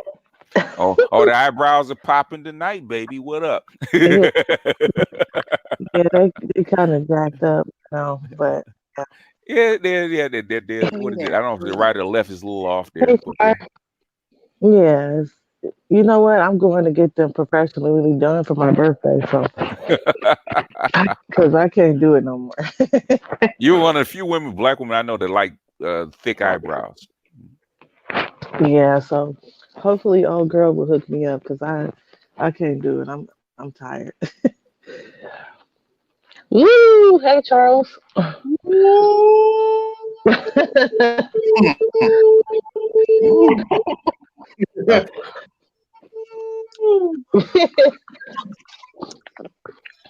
All right, can I talk about the welfare thing first? Go ahead, jump in. Let's see. Women take the forefront. Go ahead. All right, so she's somebody in the chat said something about Michigan. Yeah. People, I wanted to elaborate real quick on the welfare thing for Michigan. Um, so like you said earlier, BGS for veterans, it is for veterans. Yeah. Um, but because it's a lot of women with kids, Mm-hmm. they take advantage of the system. So they go down there, they apply for food, Mm-hmm. they apply for the cash assistance. But, you know, many, many years ago, Mm-hmm. no stipulations on it. A lot of remember on that live stream, I was talking about how I have a lot of family members Yeah. who have been living on Section 8 for most of their life. Uh-huh. That's because they're not it wasn't any stipulations on it back then for as far as Michigan. Mm-hmm. Like a few years ago they put stipulations on it. So for women, if you have kids, Mm-hmm. and your kid turns about 4 or 5, they cut you off. So then the woman will go and pop off another kid just to stay on there. Yeah. Yeah, like that. Um, so if you're like a single person, they'll give you a bridge card, I believe, or Mm-hmm. they'll if you're like a person, I don't know, like if you're a veteran, or let's just say I don't know, maybe you're getting out of prison or something, they may Mm-hmm. give you, as a man, they may give you some type of cash assistance for a while Mm-hmm. until you like get on your feet. Um, but yeah, that's about it. I really don't know the details, like real details about it, Mm-hmm. because I'm not on it, but I just know they have put stipulations on it because back in the day, Mhm. You could be on welfare for 30, 40 years. Oh yeah. Oh yeah. Clinton changed that in '96. Yeah, Yeah. yeah. So yeah, that's all I have to say about that. Yeah. Because I remember in '97, all of a sudden you see all these single mothers just flowing, all of a sudden flowing back into the workforce. I said, where you guys come from? Hmm. I was on Exactly. welfare. I was on. So is this your hair? Is this is store bought? It's store bought. Okay. I didn't feel like doing my hair. Okay. Don't feel bad, Bryce. I get store-bought hair myself. This beard ain't natural. So Stick it on. Who cares? Huh? You know what? For mm, my birthday, I am going to go get my hair my natural hair done. So yeah, yeah. So yeah. yes, do me. Mm. How you doing, Bryce? I'm good. How are you? How's how's it? I hear you said the baby's loving them hips, huh? Yeah, like my cooch hurt. Excuse me, y'all, but Whoa. I was not expecting that, young lady. You gotta remember Rice is black pill. You gotta remember who Rice is, Yep. okay? She ain't the normal female, all right? I kind of like that in a way. Not yeah. to interrupt, Bryce. I've But heard a lot of things about being pregnant. The cooch hurting is not one of them. Okay, that's the first. actually, I thought it was because the cooch only hurts because I wanted more. Nah, yeah. Yeah, so Lord so knows. so the baby's Lord still baby's still riding low, huh? Mhm. Okay. Hey, he got the hips for it, so hey, I don't blame him. knows. Congratulations, Bryce. Mm-mm. I don't blame him. And Mm-mm. congratulations, Bryce. So, no, I mean, never ride, never have this luxury again. Let me take advantage of it. What did they call? What was the old school term? Childbearing hips. hmm I had a question, BGS, about the Fort Hood. Was that the one about the No, lady who Fort was in the Worth, house? they got shot through the window, yeah. Oh boy, do y'all really want Austin Faulkner or Charles to talk? That's a good Oh boy. question. Well, no, Huh? let's say what Officer Faulkner, what should have been done? How would you have Man, handled it? Yeah, that's a good question. Go ahead. unless it's an imminent danger situation, Mm-hmm. can I? Because I always tell this to rookies: Mm-hmm. you got time to back out and think Mm-hmm. that it's not an imminent danger situation. Mm-hmm. This is my personal and professional. Well, I don't want to say personal. I want to say professional opinion. A lot of these shootings that you see is because of officers who are not either properly trained or they have tombstone courage. For those of you who don't understand tombstone courage, is that I got a gun and a badge and I think that I can deal with any situation. There are some things that are just above people pay grade and level. And if you have time to back out, like if what was it, a call for service there or something? Because I don't watch too much TV because the shit's depressing. Mm-hmm. Mm-hmm. Yeah. I'm just imagining if I go to a window. Hey, we got you, AO. Go ahead, Charles. I think AO was giving me a little scoop on it. Oh, okay. I thought there was a 911 call, but okay, go ahead. It's supposed to be a welfare check. That's what it's supposed to be. If it's a health and wellness check, Mm-hmm. okay, you have a purpose to be there. You knock on the door, you don't see anybody, cool. But if you see a gun at the window, yeah, my gun will be out. But is there, unless that person's pointing directly at me, would I return fire? Mm-hmm. Yeah, but oh man, there's so many variables. Like, do I have time? Now, if it's a situation where it's like a front window and somebody's pointing a gun, would I take the shot? Yeah, Mm-hmm. because I don't know what your intent is. But if it's a I don't think they ever knocked. I don't think they knocked on the door. I think they bypassed the door. because if it's a health and welfare check that we have regularly, we will knock on the door to check. We can't barge in. There's still the Fourth Amendment. Believe it or not, it still exists, people. Yeah. So we can't kick in the door unless it's exigent circumstances. Yeah. Yeah. Go ahead, Charles, AL. Charles, let me paint the picture for you, and then I want your professional outlook on this. Okay. If he did wrong, this is how the welfare check went. They did not go to the door. That officer went to the back of her house and started flashing his flashlight in her window. He never announced that he was the police. Within a second of hands up, he shot. And then on top of that, this is a stand your ground state. Yes, she did have a gun in the house for her protection. She was studying law. She was a law student, and a doctor. And then on top of that, she was at home babysitting her nephew playing video games. She had every right to go to that window when she saw a flashlight peeping in. And he never announced he was an officer of the goddamn law. He just said, hands up, shoot. Just that fast. Hands up, shoot. Not even 2 seconds. It's quicker than the mere right. Hands up, shoot. That's what happened. They did not knock on the front door. He went around to the back. Yeah. And they do that. And this isn't the first time that this has happened in Texas without welfare checks. I personally know of a story within my own family. Ex of my cousin called to do a welfare check on her, even though she wasn't at home. Me and the boys were at home. I happened to go to the store for 30 minutes to grab something for them. They were half asleep. The police did the same thing, APD. They went to the back of the house. We had double French opening awning doors that you could see straight through. They went to them, hit flashlights, and that door never stays locked. I don't even know how they got in the backyard. But they came in, guns drawn on those minor boys, talking about we the police. Welfare check, but with guns drawn. I do not trust that welfare check shit in Texas at all. Wow.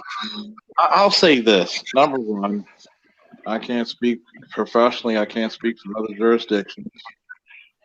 But how we do it on mine, you knock on the door. You try to get an answer at the front fucking door.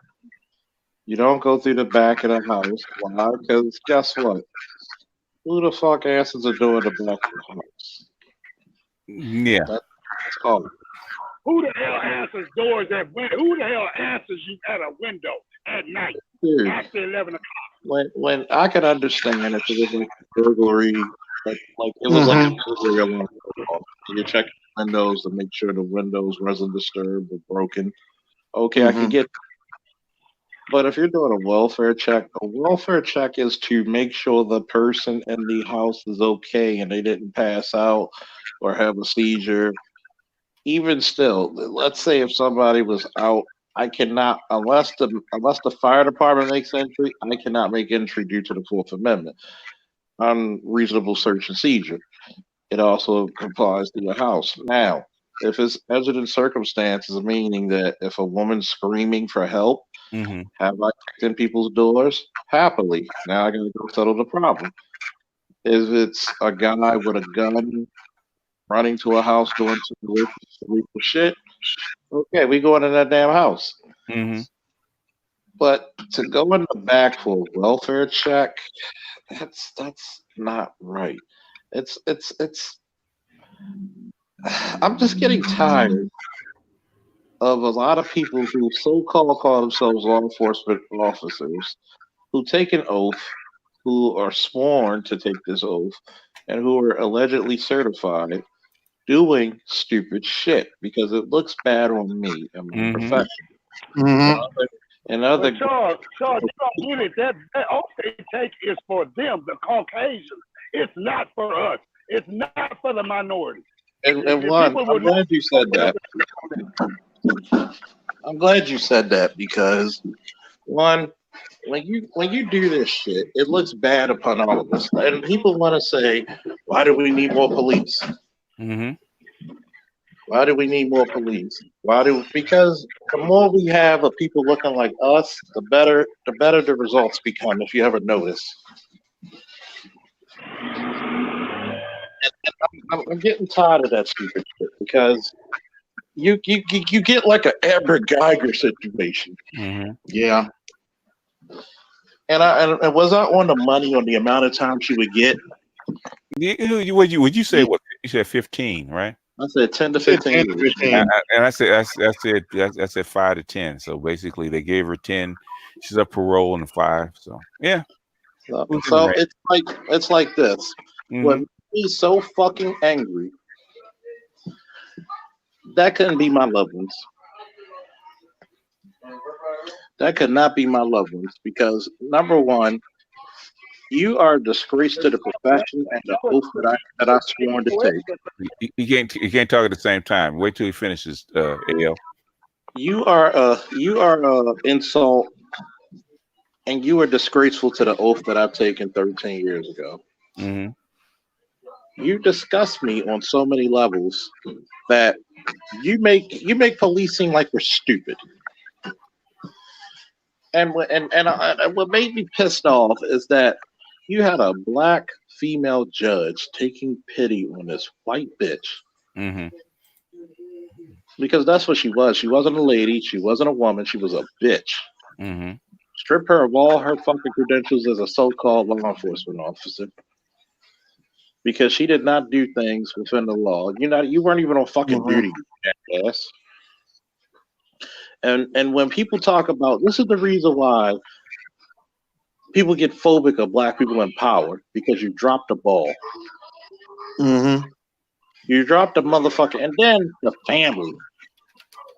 I want to hug you. You think I would hug a motherfucker who took someone dear and near to my heart? I would stab you. I would be in jail for you. And I'm trying to be as professional as possible, but I'm a human being who has family and loved ones. Mm-hmm. There's nothing you can say in my heart of hearts that says she deserved not to be in there for at least 30 years, if not more. If anything, she should have realistically been. She should have been up for the death penalty because that was cold-blooded murder. What you did was a fucking home invasion, Mm-hmm. and you shot an unarmed person in the comforts of their home, and there was no threat. In And his you went underwear. out in his underwear, so there was no way in hell he was hiding anything or no weapon. Sitting down, and you should have just and you tried to obstruct justice. I'm sorry, this may sound corny to me, but guess what? I'm one of them old-fashioned motherfuckers who like the super friends. There's 3 things I like to do. I like to fight injustice, I like to right which is wrong, and I like to be service to mankind. And you failed all 3, you jackass.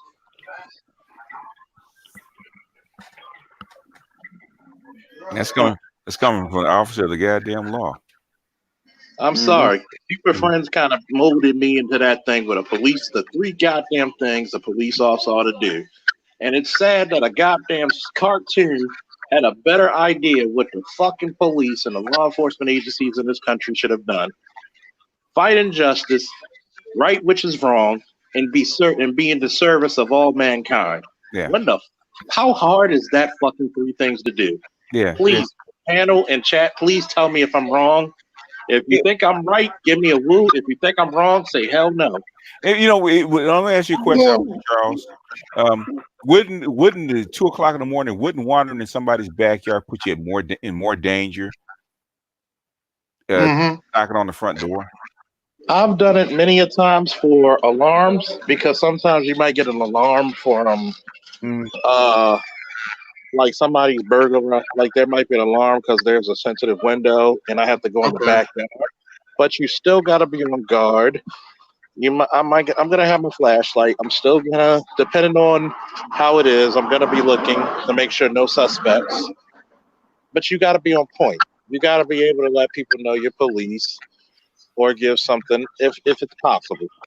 But that right there is like you're going for But that's different. That's a burglary alarm, and my actions are going to be different because you're dealing with a felony compared to a health and welfare, which means I'm there to make sure the person is okay and not passed out or sick. Mm-hmm. Yeah, because when you looked at the video, they bypassed the door. The Yeah, door's that's open, and they didn't even knock on it. So, it's so bullshit. that's what Wow. I mean. Wouldn't you knock on the front door first if it's a welfare? You have to knock on the front door Common because sense tells you that. if I'm not there for a crime, if it's health and welfare, let's just put that shit out there. It's not for a crime. It's not a crime. I'm not there for a But crime. I'm there for the well-being of the person of the house. Yeah, but you can jump in. Charles, You can jump in anytime, right? So you guys can jump in if you want. Oh, okay, I was just listening. Okay. Yes, AL. Charles, I just basically felt like he was on his Batman complex tip. I mean, like you said, he's a welfare call. That's the first thing that the dispatcher is going to tell you. Common sense is you go in cool, calm, and collective just to check the welfare state of the individual at a home or whoever's in occupants in the home, correct? Mm-hmm. The man never, ever found the other two officers. The And other two officers surveyed the front of the house, but they never knocked on the door.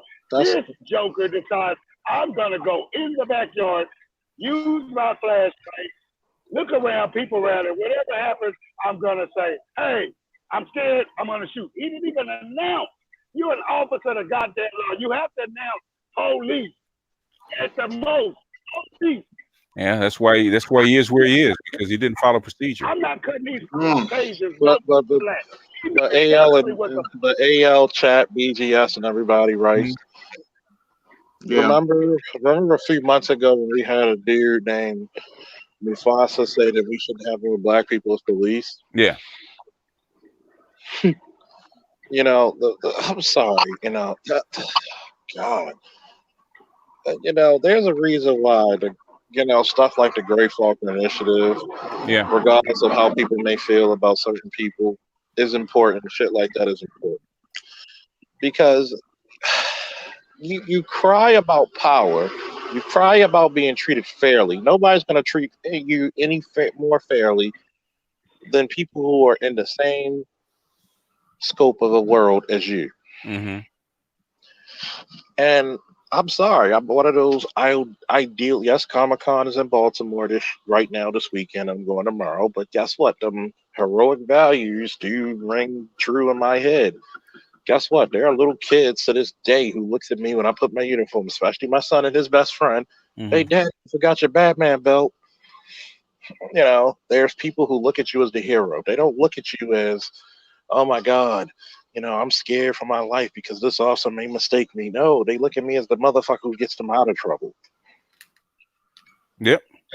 There's officers to this day. They said when you get out the car, Yeah.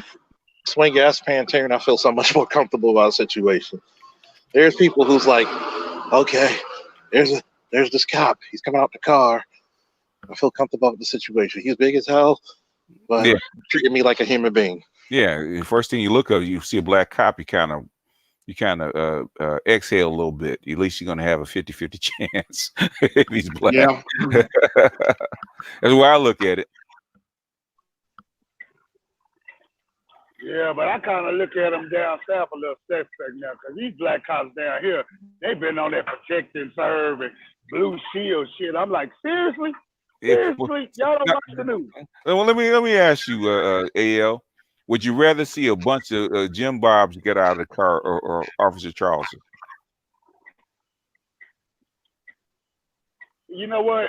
To be perfectly honest with you, BGS and Charles, I have never ever had the honor of having an encounter with black officers in Texas. It's always been Uncle Bob and Johnny Red and Johnny Redneck.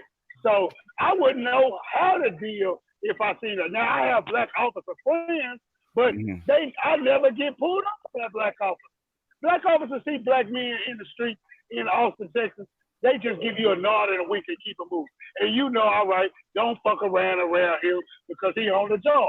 But with the white man, Got your hair's on the standing up on the back of your head, and you on your P's and Q's all damn day. So I really wouldn't know how to deal with a black officer pulling me over. I wouldn't.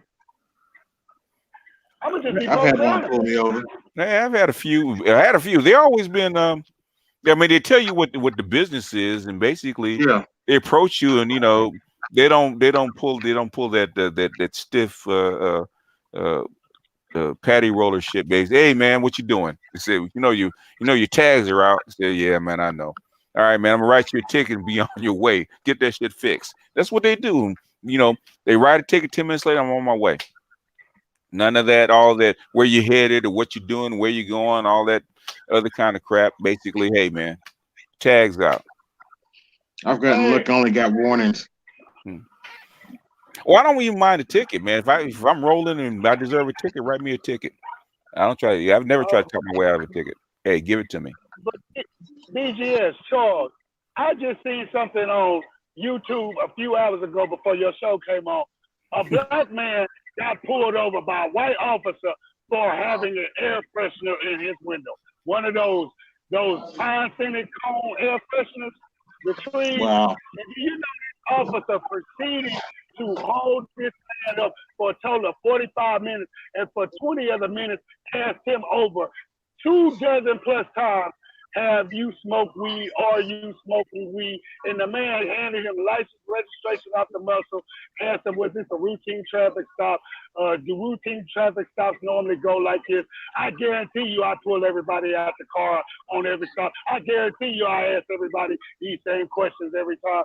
I'm just shaking my head. I'm just shaking my head. See, number one, the only way that'll fly if it's like a whole bunch of fucking air fresheners, which cannot possibly, and I do mean possibly, block the view of the windshield.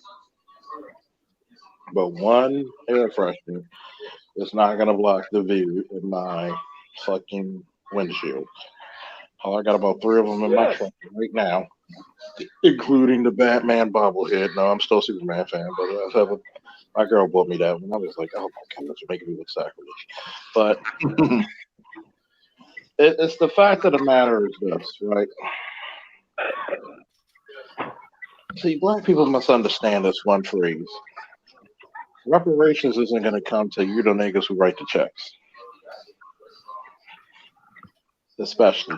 When you put yourself in a position of power where you can influence some shit, and that includes reparations isn't just your monetary value, it's also your fucking treatment as a human being.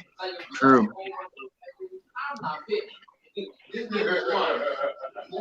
Because what happens is this: when you get police who go above the law instead of doing their job, that's where you get confusion.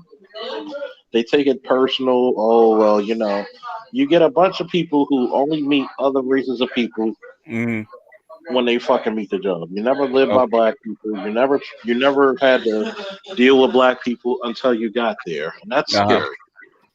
That always scared the fuck out of me. Even as a vet, even as a guy who's on the promotion list, that scared the fuck out of me. I've actually asked people, how many black people have you lived by? You're coming from Pennsylvania or West Bumfuck to deal with a race of people you don't even know. Mm-hmm. That's like me going to China to do police work. I don't know Chinese. I don't know what the fuck the culture is. You're going to feel like a fish out of water. Exactly. So when you have these preconceived notions on black people, and you don't understand that why do black people stand there and talk at the corner, it's because we're sociable as a motherfucker. True. There's people I can see what I'll see it. I'll be like, 20 minutes past? Shit. Charles, let me ask you a question, Charles. Okay. Charles, you're a public servant, correct? Mm-hmm. It's part of the 3 things I said.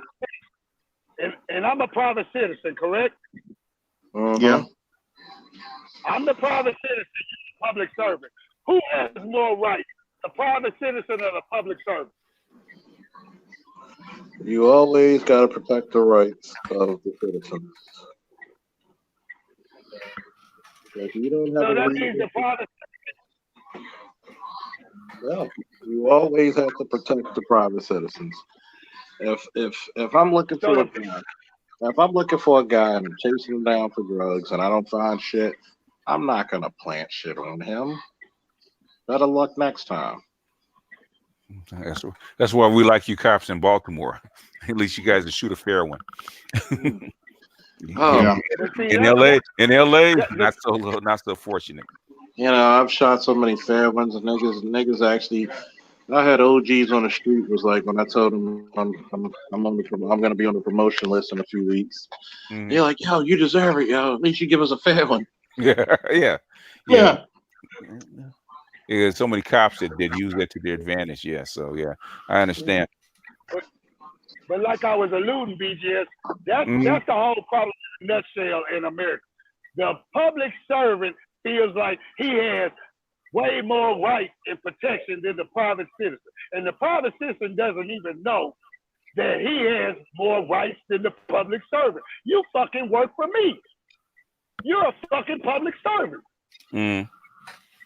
Mm. You do not have more authority than me unless I break the fucking law. Once I break the fucking law, you have me dead to rights. Then you can do with me as you will, within accordance of the law, the letter of the law. But until then, private citizens rule. But the police in America have forgotten it. Not you, Charles, but the majority of them. They have the shit twisted. They have the shit totally twisted. Well, when people get comfortable and they just like anybody on the job, they start making up their own rules, and it does. People don't notice until something goes wrong, like what happened in Fort Worth. That's what I was asking Charles. What is your normal procedure when you get a health check or wellness check or something like that? I mean, do you actually start going around the house and looking just like it's a burglary, or are you supposed to knock on the door, which I thought was strange because they didn't knock on the front door, even though the Yeah. light was That is on, strange. the door was cracked. So how come you didn't knock on the door?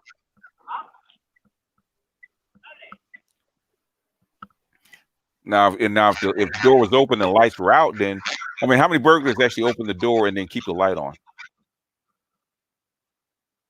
Good point. That's what I was wondering. So I don't know what he was on. Maybe this is something they normally do, where they're trying to. I don't know. Are they trying to catch you doing something? They're sneaking up behind you. I don't get it. Yeah. So while we got the link up for the Neo sector, Char, do you want to tell them about your show on the Neo sector? You want to, since we got 132 people watching. Are you going to decline for now? if you're listening. Oh my goodness. But how y'all doing this fine evening, folks? Fine. This is Zero's brainchild. She asked me to run the panel, Okay. and it'll be for women. It'll be every Saturday, and the time will vary. Okay. It depends on participation and people schedule. So we'll do that, and tomorrow will be probably 4 or 5 p.m. Central. I think Okay. we have that confirmed. Okay. Is that correct, Zero? Help me out, because you didn't give me a time. I He know said your estimate. he said after his. I think he has a live stream before that. He was saying. Right, and I didn't get the time. He said the 3 o'clock Central Time for his stream, and then right after that you're supposed to come on. Okay, so 4, no later than 5 p.m. tomorrow Central. Okay. It'll be every Saturday, Neo Sector Women's Channel. Yeah, so we're trying to get some buzz. Women want places to go that's positive, that they actually have your voices heard. So, and I always encourage women to actually go to positive places where they actually get their opinion out. Men do. Okay, trust and believe. Yeah, we do. Men have a lot to say.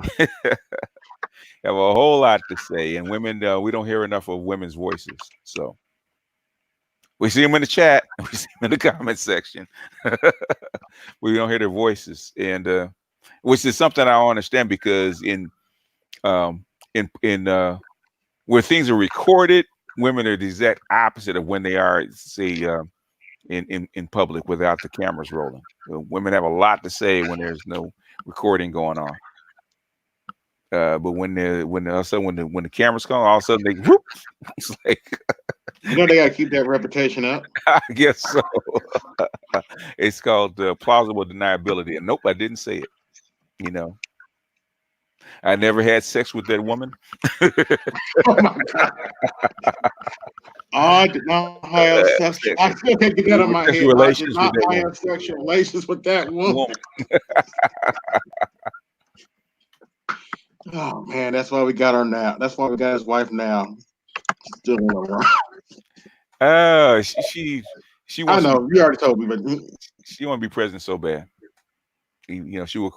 I said she's the only woman I know would crawl on her hands and knees out of to hell with broken glass to be president. she said she'd been giving advice to the other candidates. I'm like, oh boy, we are going to have another 4 years. Talk about the Trump. If the Yeah. Democrats get together, it probably will be another 4 years. It is what it is. Yeah. And unless he gets impeached, and it goes pretty badly. Oh man, it looks like that's going the other direction. They picked the wrong subject. Yeah.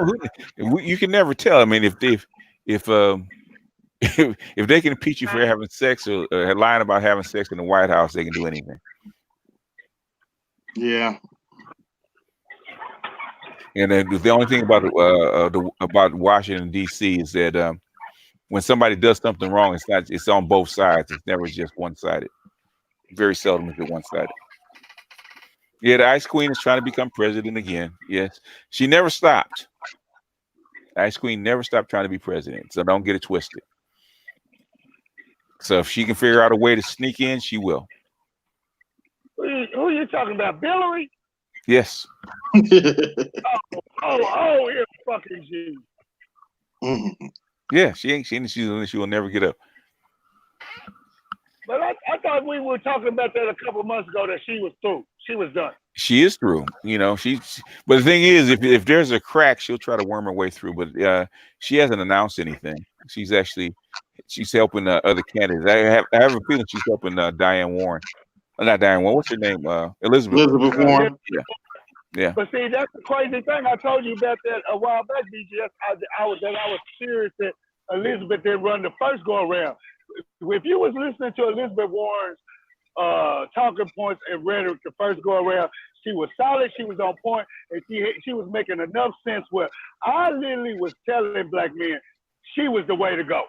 She was the way to go. But everybody was on this, let's vote for Hillary. We gotta have Hillary in there. Hillary took one for the team with Bill and Monica. We gotta help Hillary. Hell no.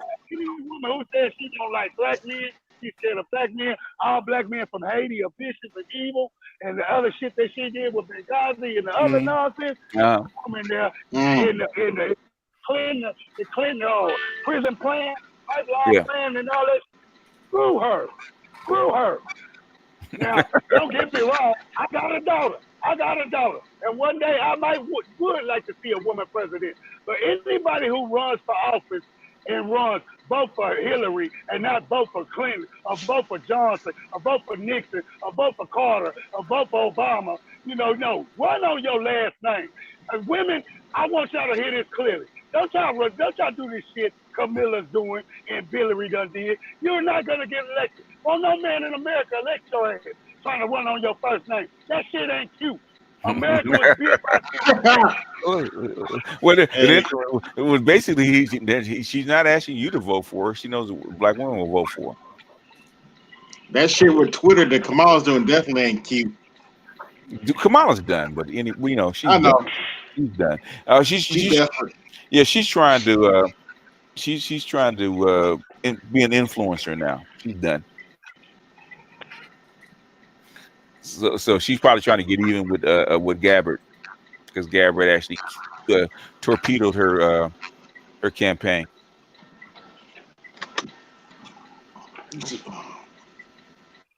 Somebody, What do you think of Yang? huh? What do you think of Yang? Who? Andrew Yang, the Oh yeah. Chinese guy. Oh Yang. Yang is. I don't think. I think Yang is running for president because he wants to get word out about the World Economic Forum's plan. I think that's his biggest thing about automation and the universal basic Oh, income. the That kind UBI. of, Okay. yeah, because Yeah. he's an automation guy. Basically, that stuff is basically the techies' plan. But the thing is, he knows he can't win. But the thing is, he wants to bring attention to the plan. He's doing that. Yeah, he's going to bring attention to it. It's probably going to happen sooner than later. You know, I was hoping that we're going to get a little bit more time, but the thing is, we may not. No, not with that federation on the rise. We're not going to get any more time. Yeah. The thing is, it is what it is. Basically, you know, I've talked about it uh, for years. Is that you have a race between about four different global sectors, and they're all doing the same thing at the same time, and they're trying to see who's going to be first. Hmm. My question is, if they knew all this, why did those dumbasses shift our technology over there?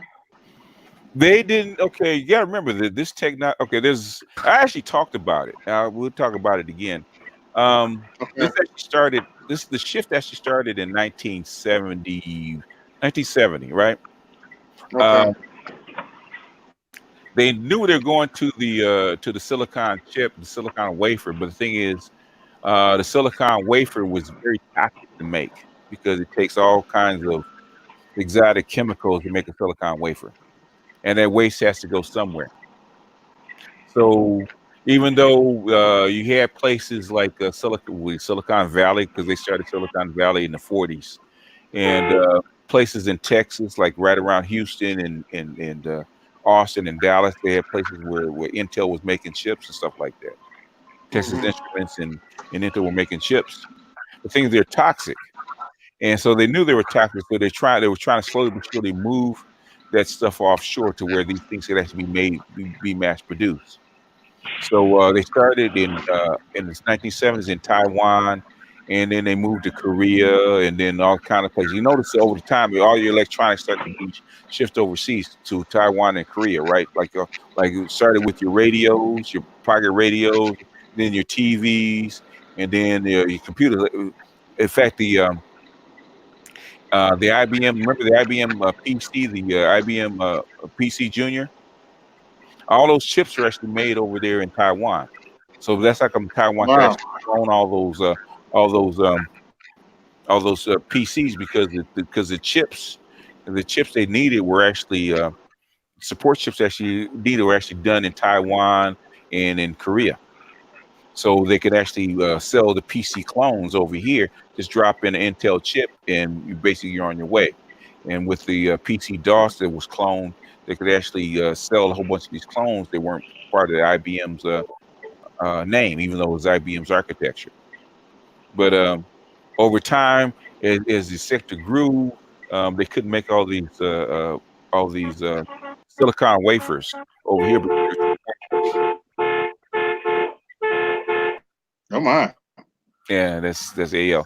But over time, they had to move all this stuff. Um, in fact, if you look it up and look at the Fairchild Silicon Valley lawsuit that's been going on since I think they started in 1980.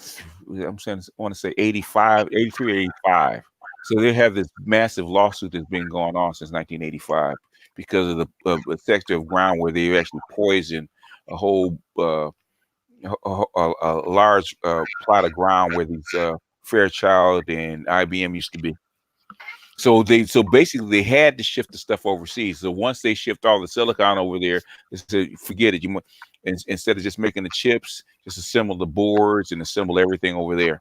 So slowly but surely they start transporting all this stuff over to Asia, Korea and China. That's like Korea went through this boom all of a sudden because all the electronics got moved over there. And then right after that, mainland China. But the thing is, if you look at the Chinese, 50% of Chinese water is polluted, and Oh, that's the reason. Okay, 2% okay, I of see. the Chinese water is polluted. Um, the, uh, the industrial pollution in Beijing is horrible. You ever seen them walking around with those masks on their faces because the pollution is so bad, stuff is so toxic. So that's why they Wow. shipped it all over, because it couldn't really be made here. So and once they got started, then the Chinese started giving them a better price. Okay, they make the stuff accurately and cheap.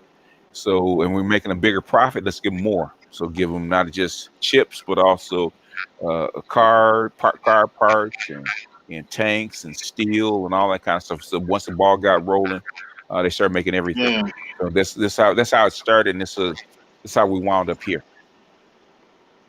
If that makes sense to you. yeah, it makes sense. Yeah. It's fucked up, but it makes sense. Yeah, I mean, it's a process, and then once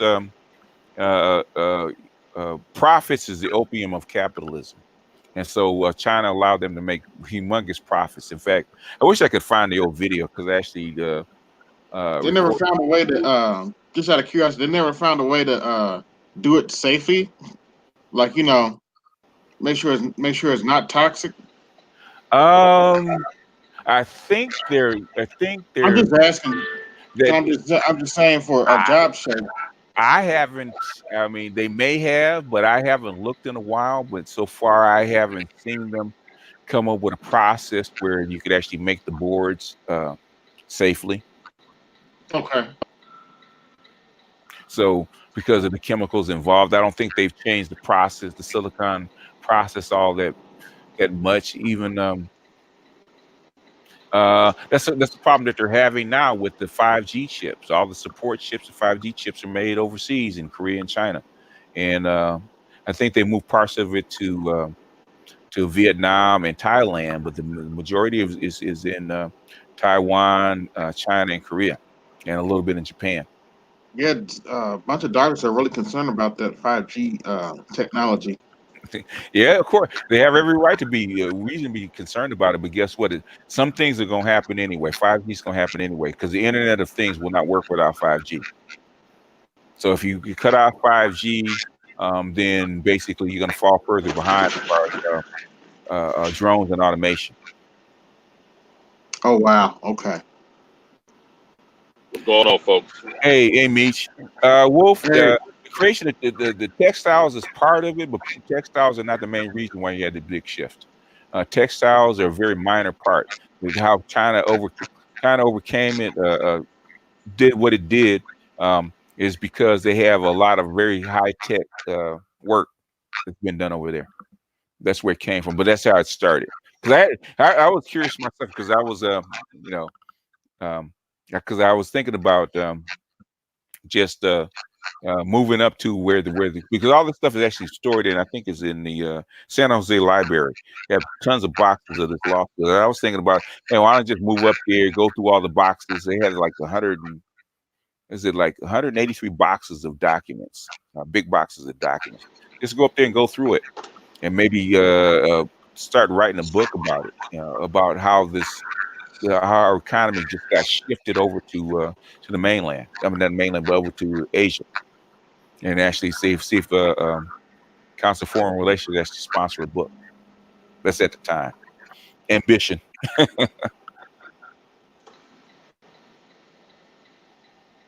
Water Hey, pollution. so Actually, go ahead, Meech. I wanted to step back a bit and talk about this whole cop killing thing, right? Oh, go ahead.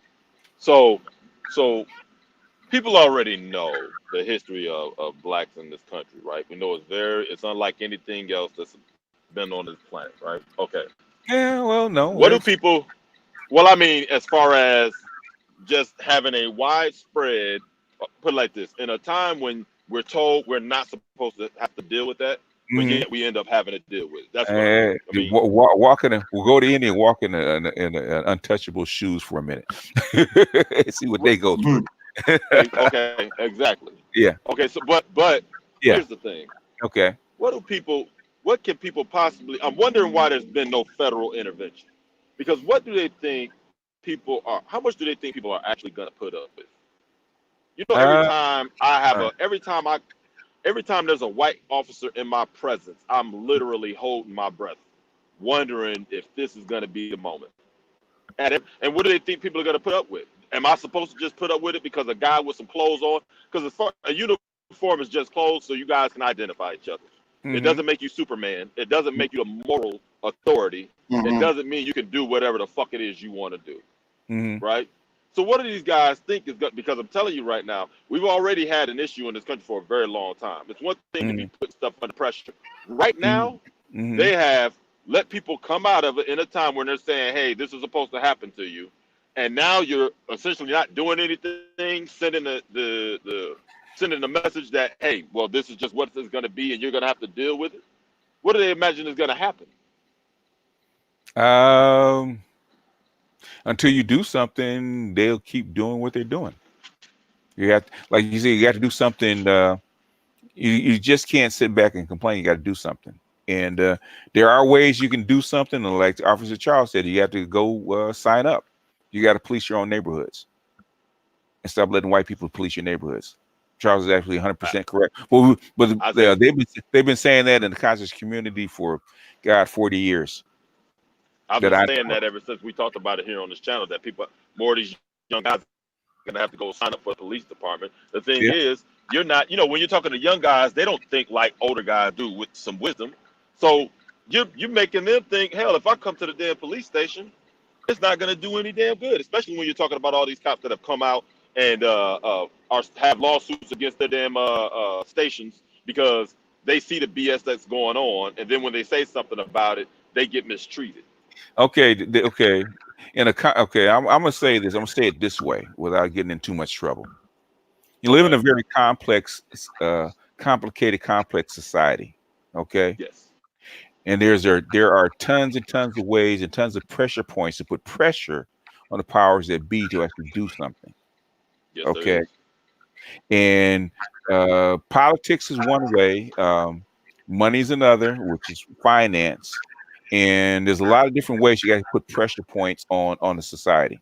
Thing is, what we have to do is start figuring out where the pressure points are. So when Right. Amber Geiger comes on, it happens, or this fool that actually shot this, this lady in her house through the window. You can just walk up to the mayor and say, "Hey, mayor, okay, we got this group together, and if you don't take care of this one way or the other, and let the police know and change the way police actually operate, guess what we're gonna happen?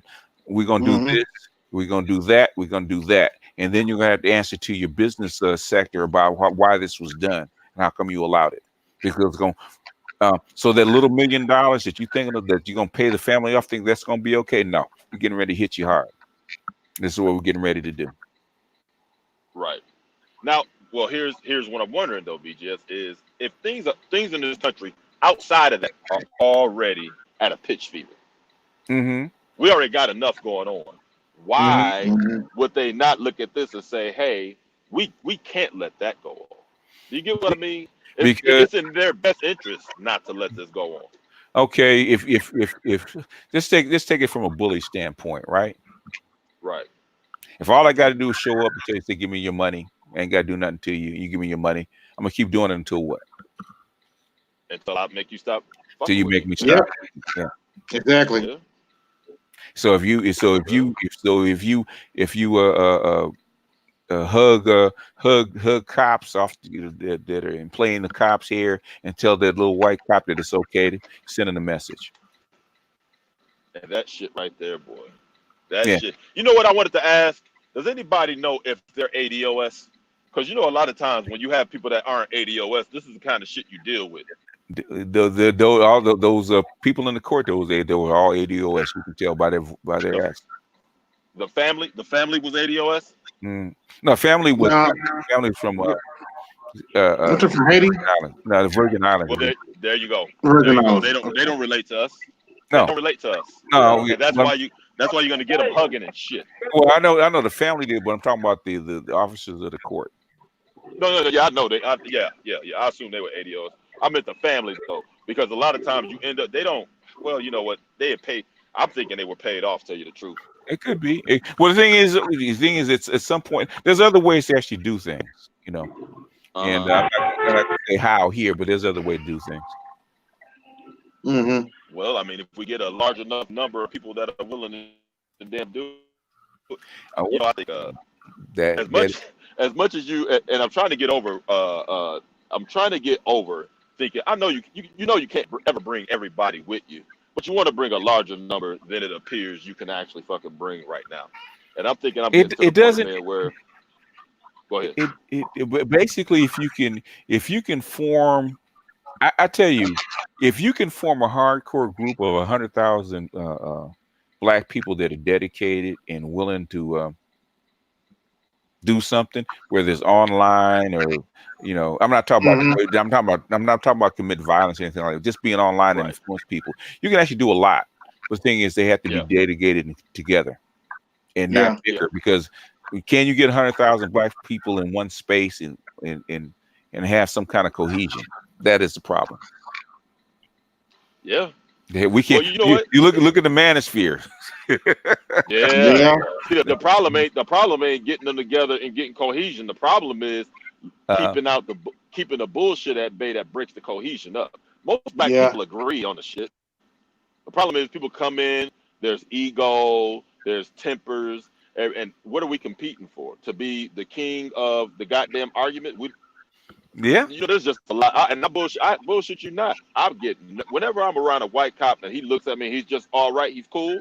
Mm, I literally let out a breath. It is all the damn time. And I know, if they'll shoot a little dude, if they'll shoot a pregnant woman, uh, they'll damn sure shoot me. Because yeah. nobody's going to Mm-hmm. say, oh, well, if they say they fear for their life, people look at me. As soon as they look at me and they say my stats, people are going to believe it. I Because, learned my job when I encounter officer is to keep him calm, keep right. him relaxed. Because Hey, how you it's doing, not officer? Yeah, blah blah blah. Are you having a good Yeah. day? You know. right.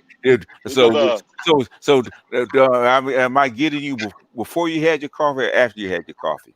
Hold this before. right. Okay, and he'll And laugh. not the Okay, Mm-hmm. okay. Now we something. can de-escalate the shit. Now, what do you need from me? Give me the ticket so I can be on my way. Because I kid you not, man. I look at it like, man, if these motherfuckers get away with shooting I these little I know. dudes and shooting females, all they got to do is show some fucking photo of me, my military photo. It's not like I smile a whole lot in my fucking pictures. And Yeah, they'd be like, oh, yeah. And he bald headed too, bald yeah, headed with a damn beard and 250. Yeah, he probably was Mm. scared. yeah, And you know what, to yeah. tell you the truth, most of these people don't, you know what people be fucking up on? They sit up here and act like when you put on a uniform, all of a sudden you become a superhero and you're not. These are just Well, regular damn white dudes that they, have guns. And you know where I learned that? In the damn military. they wanted Just to be regular ass, most white guys that want to be cops wanted to be a superhero, and that's the problem. right. Mm-hmm. But see, people want to sit up here and act like when they put on that uniform that all of a sudden they wouldn't bring their bullshit into the job that they have when they're not in uniform. Yes, they do. What is That it? Okay, people said the nigga and all that came out when I was in the military too. All that shit happened.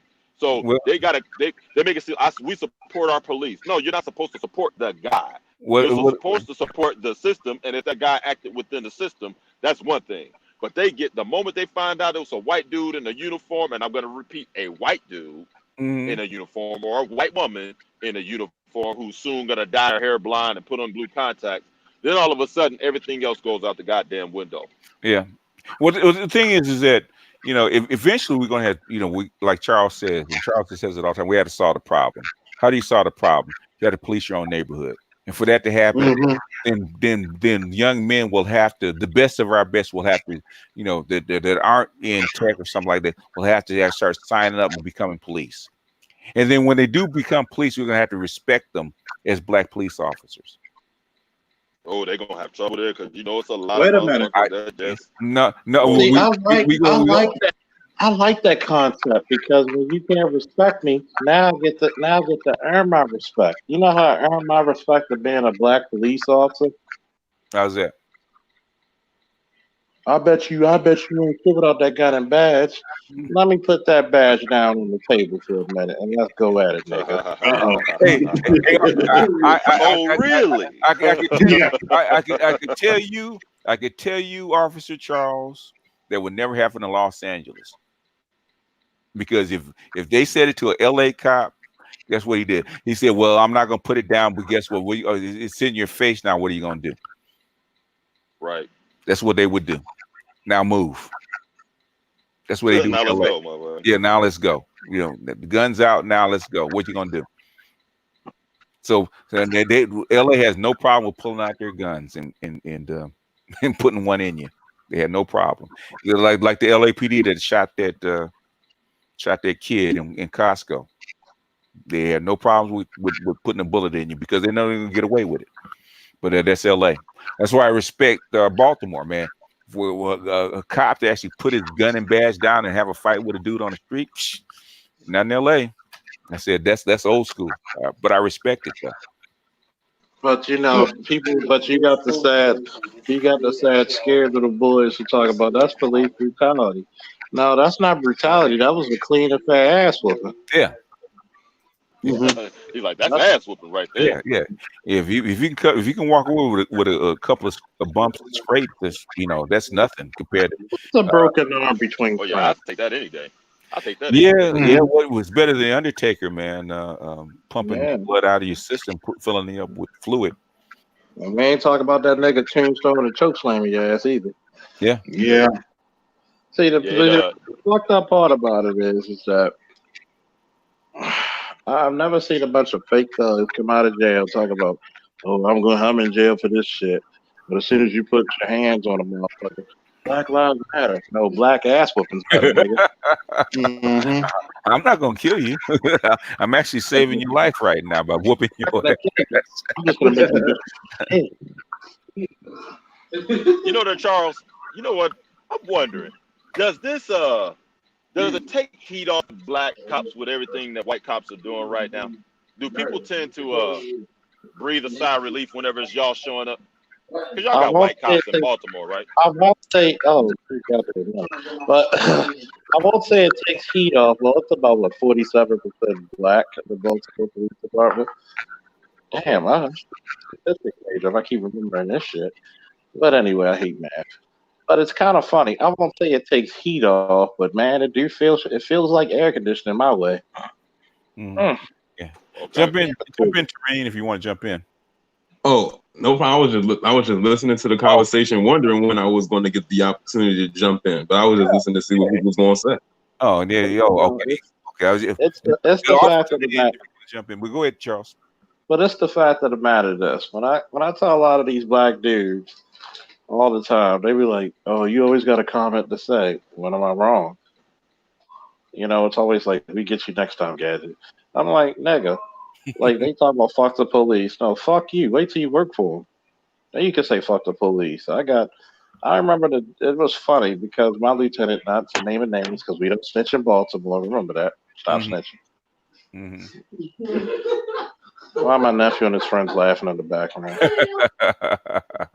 Like we don't snitch in Baltimore, even though we need to snitch on real shit. But my lieutenant came called me into his office saying, "Did I ever do anything to you?" I'm like, "LT, I was about to ask you the same goddamn thing." I'm like the only black motherfucker to pass the sergeant's test. You not making me OIC. You actually made a lazy fat white boy OIC, and you got a black nigga who failed the test and failed the test OIC, but you looking at me. Oh, because he's white. Yeah, of course. It ain't privilege; it's service. Yeah. It's compliment. It's white. I don't even call it white privilege. I call it white complimentary. Hey, where are all the ladies? I don't. They're shy. They're probably we're trying to encourage. If they're not gonna be here, we're gonna encourage them to be join Charter tomorrow. Y'all better jump on here before we start talking shit about y'all. Y'all jump on here then. Well, we'll have to go ahead, Terrain. I saw a video and I actually did a commentary on it. It was something that one of my subscribers had sent to me. And This is dealing with the aftermath of what happened in Fort Worth a few days ago.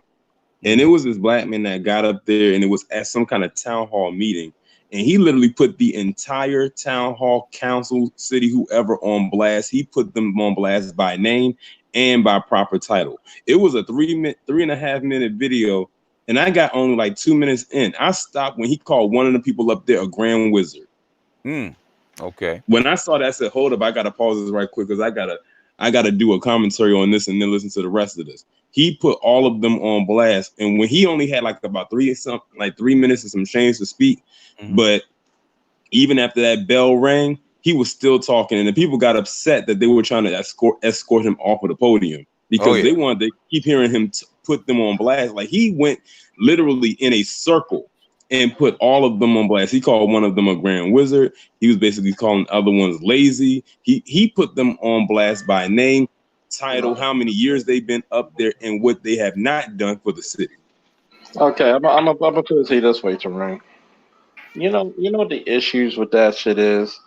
Black people are great on putting on people on blast, but we're not too great at firing motherfuckers. There you go. Because y'all, like, let's take Baltimore for instance. We're so intoxicated with the Democratic Party, niggas don't know shit else. Why? Let a Republican mayor fucking run it. You know, my camp, I would actually run as a motherfucking Republican, even though I'm an independent. You know what my campaign slogan would be? Nigga, I'm not as bad as the last motherfucker. I'm not him. You know the sad part about it. You know, he got a point. Excuse me, Mayor candidate Faulkner, what's your crime plan? To put a foot up the nigga's ass and keep it there. Well, at least he's good about that. You know, that's some good shit. What do you think about the kids? Raise them, bitch. Like, if that's the case, they wouldn't want me up there because guess what? With the way that I be feeling absolutely nothing with these people dying from these opioids, they would get no funding from me. I would say, oh well, just let them fall by the wayside. What do you think about the opioid crisis, Mayor Faulkner? We're gonna pronounce this not the opioid crisis, but the oh well crisis. Because y'all gave us a lot of oh well doing crack. Oh, you know the shit that y'all planted on us? Oh, yeah. We're not talking about the crack of your ass. We're not talking about the crack of dawn. We talking about crack. So when y'all look at crack and y'all look down on us, we say, oh, well, to the opioids. Oh, boy, that's your oids. So, shit, fuck you. Yeah, that's gonna be a tough one for them to get a handle on, boy. And they start. And that's another thing, too. Well, while I brought that up, I said, so basically your plan, so you know that y'all are like literally succumbing to this so-called crisis, and your plan is to create a safe injection site on a national scale so they can go there and legally shoot up, and when they cannot get the amount of dosages that they want, they're going to just leave and go and get more of it and die. That's your plan. And then it's going to be on our dime because you know the taxpayer is going to have to pay for it. Well, they want them sedated. They don't want them dead. You know, that's the thing though. Those addicts, that's not going to be enough for them because they've had harder drugs and more of it than what they're going to allow them to have. So they're going to leave and they're going to go and get it from whoever they were getting it from before. Eventually, what they're going to have to do is basically do what they did during the crack era. You're going to have to basically produce kind of like a safer version of fentanyl. And actually import it in undercover, and actually then have it distributed like that. Because I got a question: is there even such thing as a safer version of it? Yeah. Yeah, it's a safer version of it. Basically, if you reduce the concentration at the lab site there, then it's easy to make a safer version of it. Thing is, you can't do it after it's been manufactured. You can't titrate it down enough to where we're actually for the safe minimum dose. If it were me, I want to do it undercover, I'd go ahead and pay the cartels undercover. Hey, make the fentanyl. We'll find a way to get it in where it's actually safe, where they get high, but they won't kill each other. They won't kill themselves. You can actually do it. They can be made. That sounds like a tragedy. It I doubt that they will do it, because they're stubborn. I But know they won't do it because they've already made billions of dollars off of what they've been doing right now. They're not going to dumb it down and they make less money. Okay, the thing is that they're not making that much money off of fentanyl. Okay, and it's not about them making money. You got to think. The thing is, if we think it, because we think about making money, we think it at the sheep level. What is the reason they're allowing this crap in? What does white boys being on drugs actually do? It sedates them, right? So if you have a white boy that's sedated and he's living like from paycheck to paycheck and he's living a shit life, he's got white boys. There's no in between with them. There's three things. They're either gonna put the gun in their mouth, put a needle in their arm, or they're gonna strap it up and actually get suicide by cop by taking out a few people. Which ones do you? 3 words for that. 3 Which words ones? for that. I feel nothing. Well, And hold on. Go ahead. What was that? But aren't they the same ones that say we need to pull ourselves up by their bootstraps?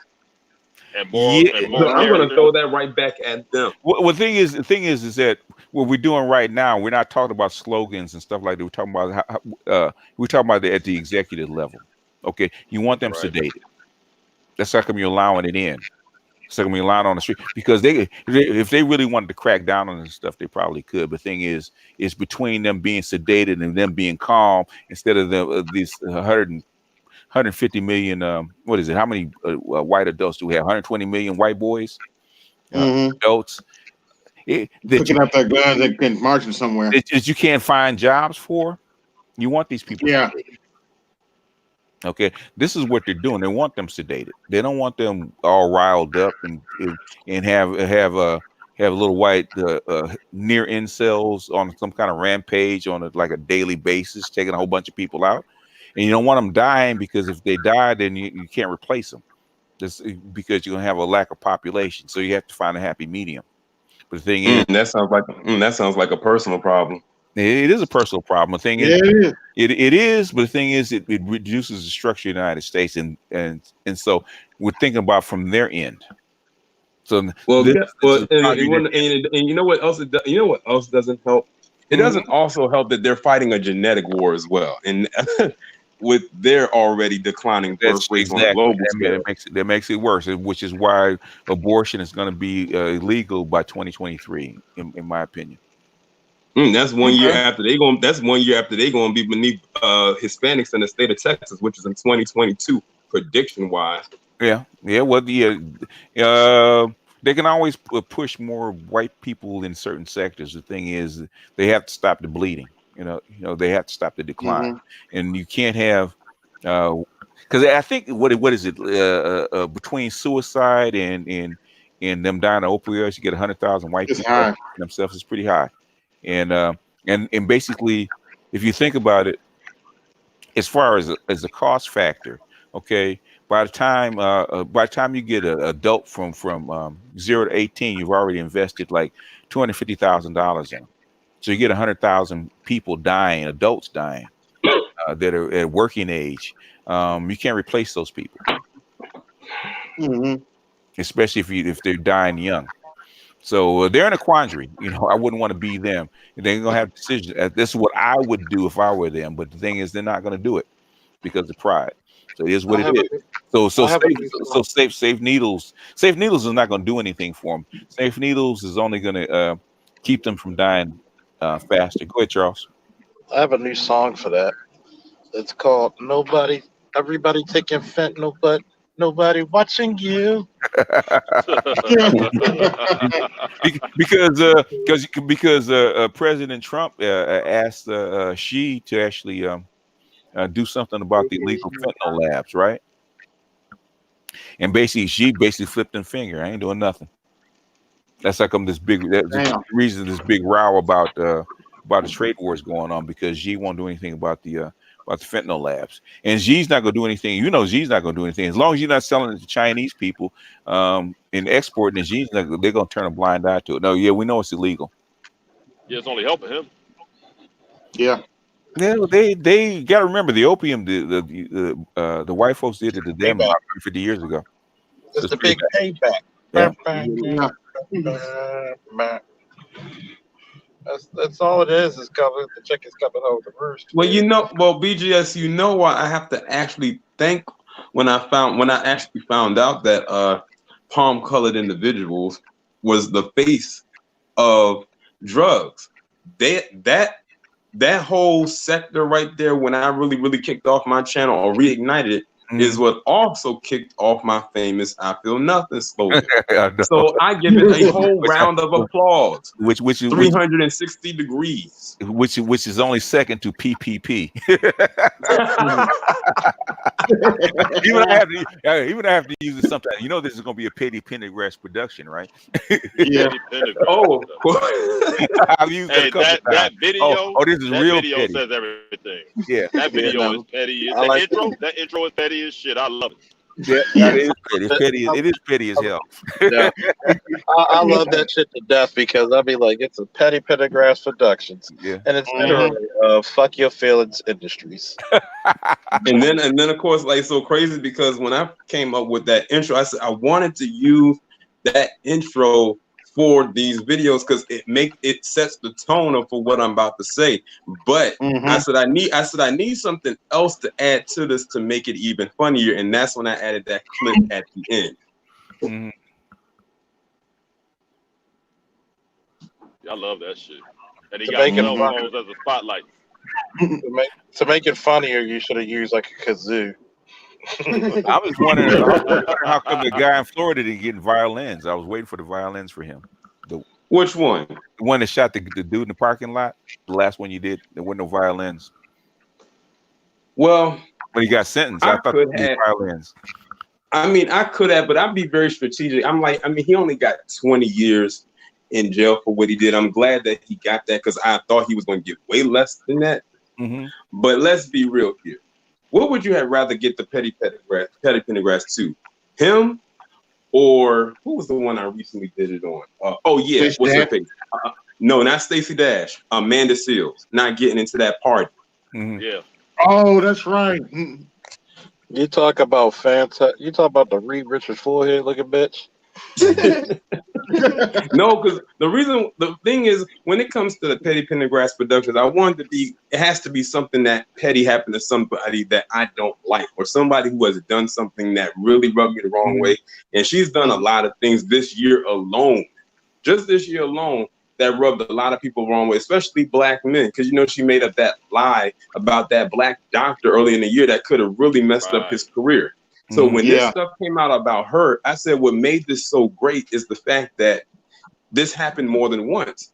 But it put on blast that not only is she not liked by us, but she's not even liked by the people she works with. She didn't even get any backup from her castmates on that show Insecure. They pretty much was like, oh well, you can't get in. Well, that's not our problem. We going to party and you just gonna sit outside. I'm wondering, is that the real reason why she Issa Rae didn't do a season 4 for Insecure? I'm wondering. Listen, I'm gonna just put it this way: Amanda Seals is unfunny. She's funny looking.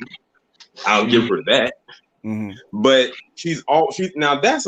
that's an example of toxic femininity right there. It's toxic because she looks like a puffer fish in the face. She's you can tell that she's not wrapped that tight. She's So not. what does she say about this doctor? Because I'm not on point with that. Oh, he was he was a ex NFL player. Yeah. And he became a doctor, and she accused him of coming on to her in the No, not coming on to her. The thing is, it had nothing to do with her. Okay. She said it happened with a friend of hers or something like that, or a friend told her that he did something to her and like gave some kind of sexual advances to her, and when they didn't give it back, he kicked them out of the house or something like that. But none of it was true. Yeah, I remember that. Oh yeah, I remember that shit. Because here's the thing: if she would have said it happened to her, if she said it would have happened to her, nobody would have believed her funny looking ass.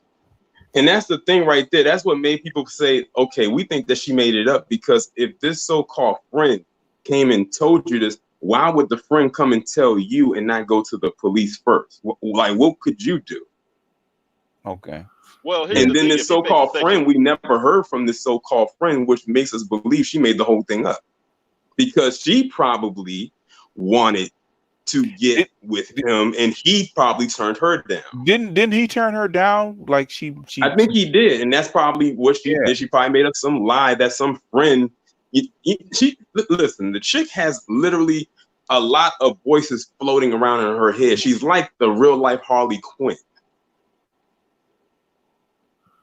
Yeah, because I thought she was fairly sane until recently.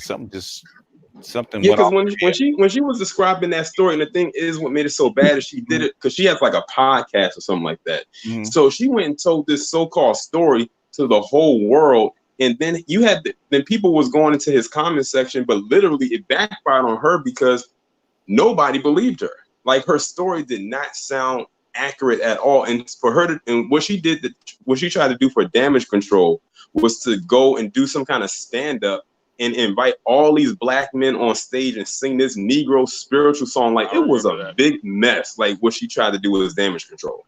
Oh my God, she reminds me of that Randy Orton theme song. I hear voices inside my head. Oh my God. Oh yeah.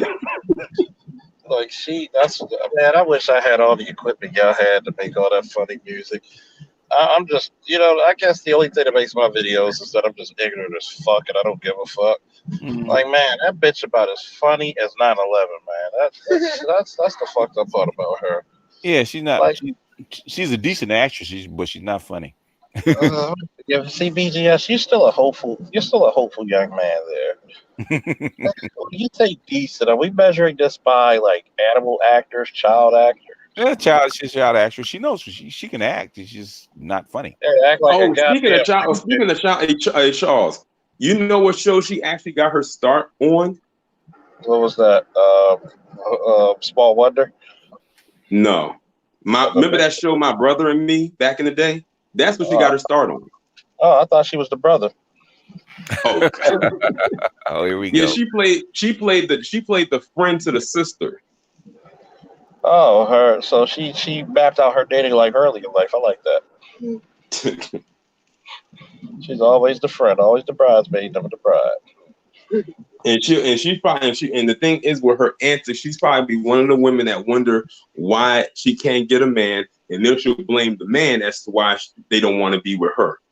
Sort of like how that crazy, that batshit crazy chick Charlize Theron is on. Oh, that woman right there is off her rock.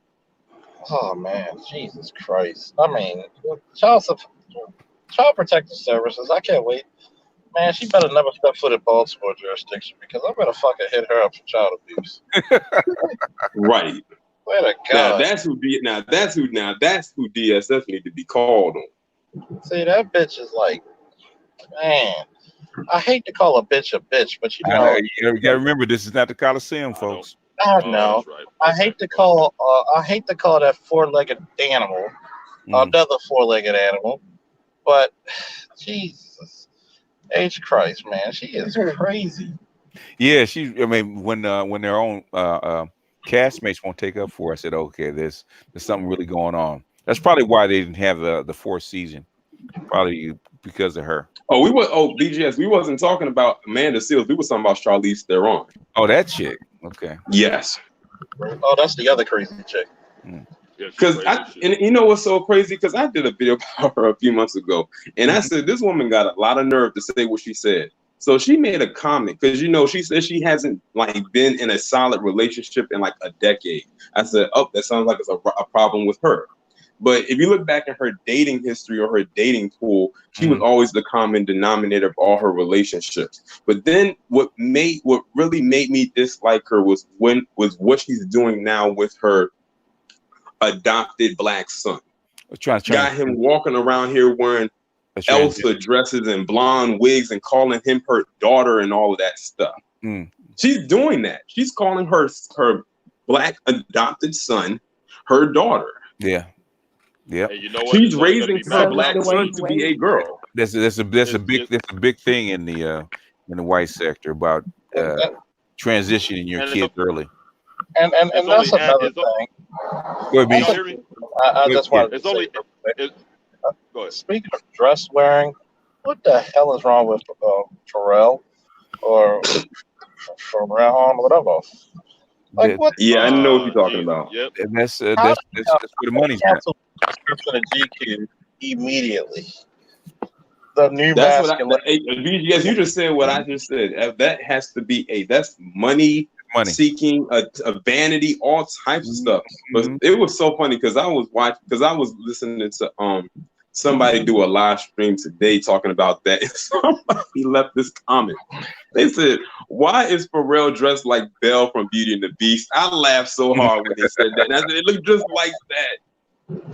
Like, I said he looks like a budding dandelion. oh my god! You know when he wore that, he looked like an explosion of goose down jackets, man. Like, That's what I said. It looked like a bunch. You remember the North Face? It looked like a yeah, bunch of yellow North Faces stitched together to make a dress. yeah. And I'm just like the new masculinity. Like, what the fuck was wrong with the old one? Like, Okay, we talked about this. Basically, with the artificial womb coming in, they basically the binary sex is, is gonna eventually hit the dust heap. So they're just preparing you ahead of time.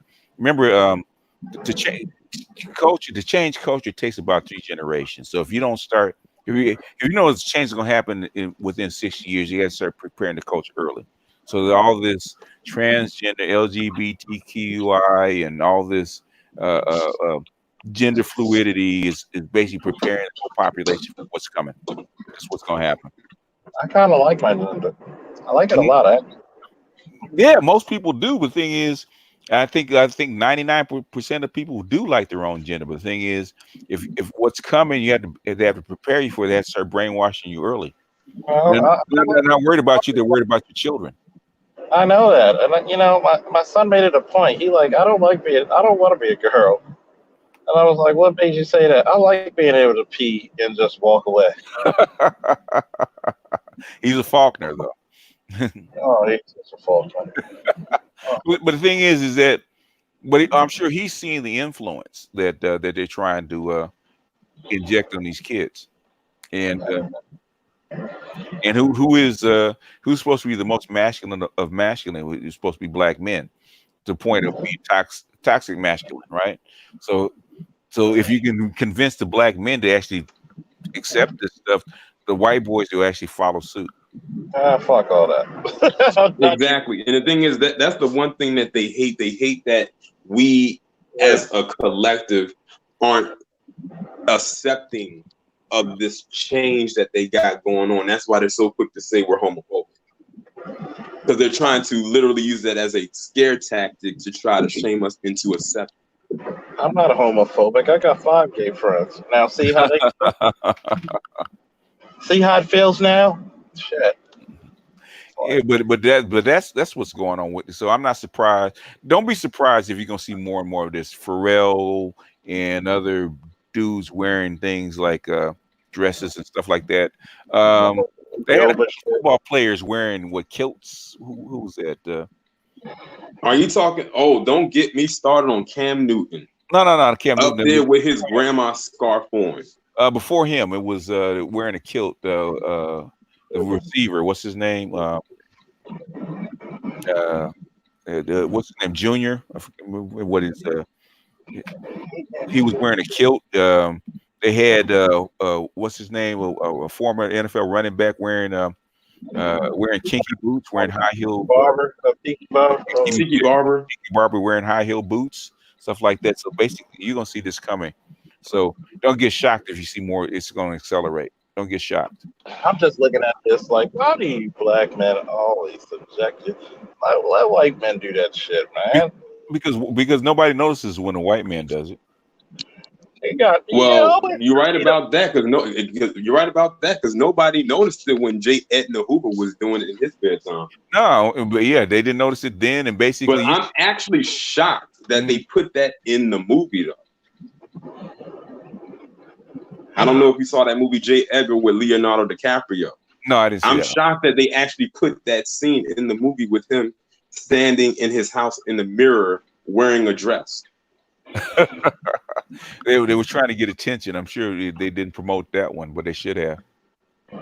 Right, because the thing it actually got a lot of attention because I don't know if he was nominated or not for it, and I know he didn't win for it, but I was just shocked that they put it in there because when that scene came up when I was watching the movie, I was like, they actually put this in there. I mean, we always heard the stories, but they actually put it in there. I'm not surprised because Hollywood has a grudge against the FBI, against J. Edward Hoover, especially because what he did as far as the Red Scare in Hollywood.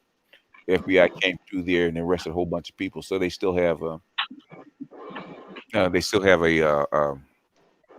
grudge against J. Edgar Hoover. So I'm not surprised. The man been dead since what, the 70s? Oh shoot, yeah. Well, they still have axe to grinds of people that died in slavery. That nigga, who told that nigga to be on that horse? I'm just looking at it like, man, I'm so tired. What was that one dude who wore the dress at the award show? Oh, that's Billy Porter. Billy Porter, yeah. Oh my god! And his white husband. It has to be the white. I don't see black women getting mad about a white husband, do I? They're not taking it. The white husband's not taking anybody out of the pool. And I said on somebody's stream, I said Billy Porter is probably somewhere fuming that he wasn't called to do that GQ cover over Pharrell. I would have understood Billy Porter doing it. But Pharrell, I don't get Pharrell why Pharrell would do it. And let's be real. With Pharrell with his hair dyed blonde on that cover too, he looked like two people. He looked like the more grown version of Jaden Smith. Yeah. And he looked like the Golden Lords off of Meteor Man. Yeah. I'm surprised Jaden Smith didn't wear the dress. Oh, man, and he has worn a dress before too. What I'm saying about a very weird family, boy. Yeah. Yeah. Well, yeah. More than you know. And the crazy part about it is the crazy part about it is the Smith family actually missed on a huge mark of I guess you can say projecting a solid black family in Hollywood, but then again, it is Hollywood. They probably don't want you to dig too deeply into their family life. They find a whole lot of stuff in their family life. Oh yeah, they don't call them the Smith Family Robinson for nothing, man. Boy, it's just so upsetting that my fellow Baltimorean had it. What is up with people from Baltimore, man? God damn. I forgot Jada is from Baltimore. The actions of Jada Pinkett Smith, not those of people from Baltimore. Shit. I wish we had a draft like a motherfuckers from different cities. Greetings. Hey, what's up? What's happening? Hey, you at work, huh? Yeah, back at work, man. Chasing this paper. All right. You can tell when a black man on the plantation, boy. You ain't lying. I'm trying to get off. It's like this big cloud of depression just hovers right over you. Like as soon as I walk in, I don't blame him because when I walk to the roll call room, I feel like I'm turning on my Sega Genesis. Nigga. Chuck, you on the at plantation. My old job, I would never forget. I would have so much energy walking up in, like before going in there, but the minute I walk through the door, I automatically get so exhausted. Yeah, just at the stuff that you about to have to do. So are we going to talk about the DJ Kid, or we going to wait till the? Oh my God! Cut loose. Oh, I got some more information about that, but I'm not going to talk about it on here. I'm going to let that one just rip tomorrow when that gets uploaded. Okay. I don't know. I mean, I can talk about his madam.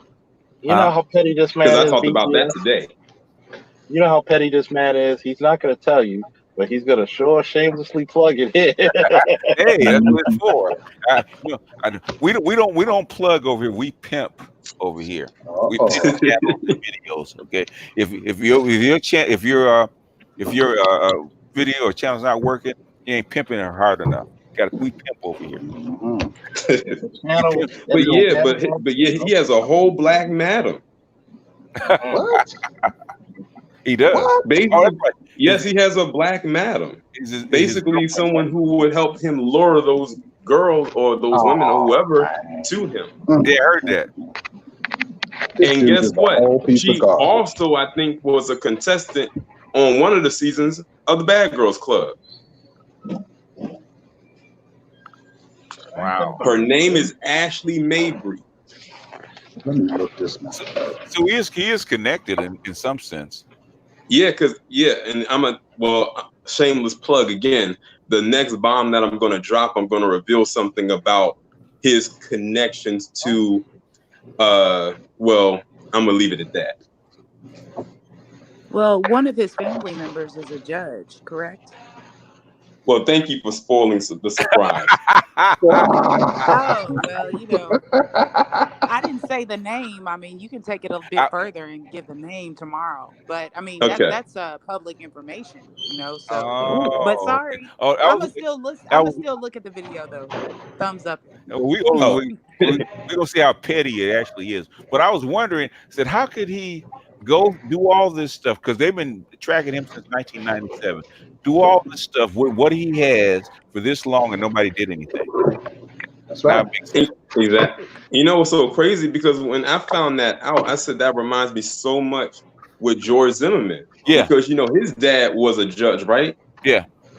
So that's how he was able to literally skate through life and all the stuff that he's done. And that was also how we were able to not know what was going on in his life prior to the Trayvon Martin incident. Yeah. We didn't find out about any of that stuff until way after. And they made sure to keep that stuff sealed because they knew if that stuff got released, it would have probably worked against him. If it wasn't that they were holding the Republican National Convention in Orlando, Florida at that time, that dude had never gone to trial. Whoa. He'd have never gone to trial. I know that for a fact because we talked to the people there. He'd have never. If it hadn't been for them getting ready to actually start wearing hoodies at the Republican National Convention, they didn't want that spotlight. The governor, not the local prosecutor, but the governor and the state attorney actually went in and actually said, "You're gonna prosecute this guy." It's the only reason it happened because they're going to embarrass all the Republicans if they hadn't. So what was the chick's name again? Ashley Mabry. Her name is spelled Ashleigh. Her last name is spelled Mabry.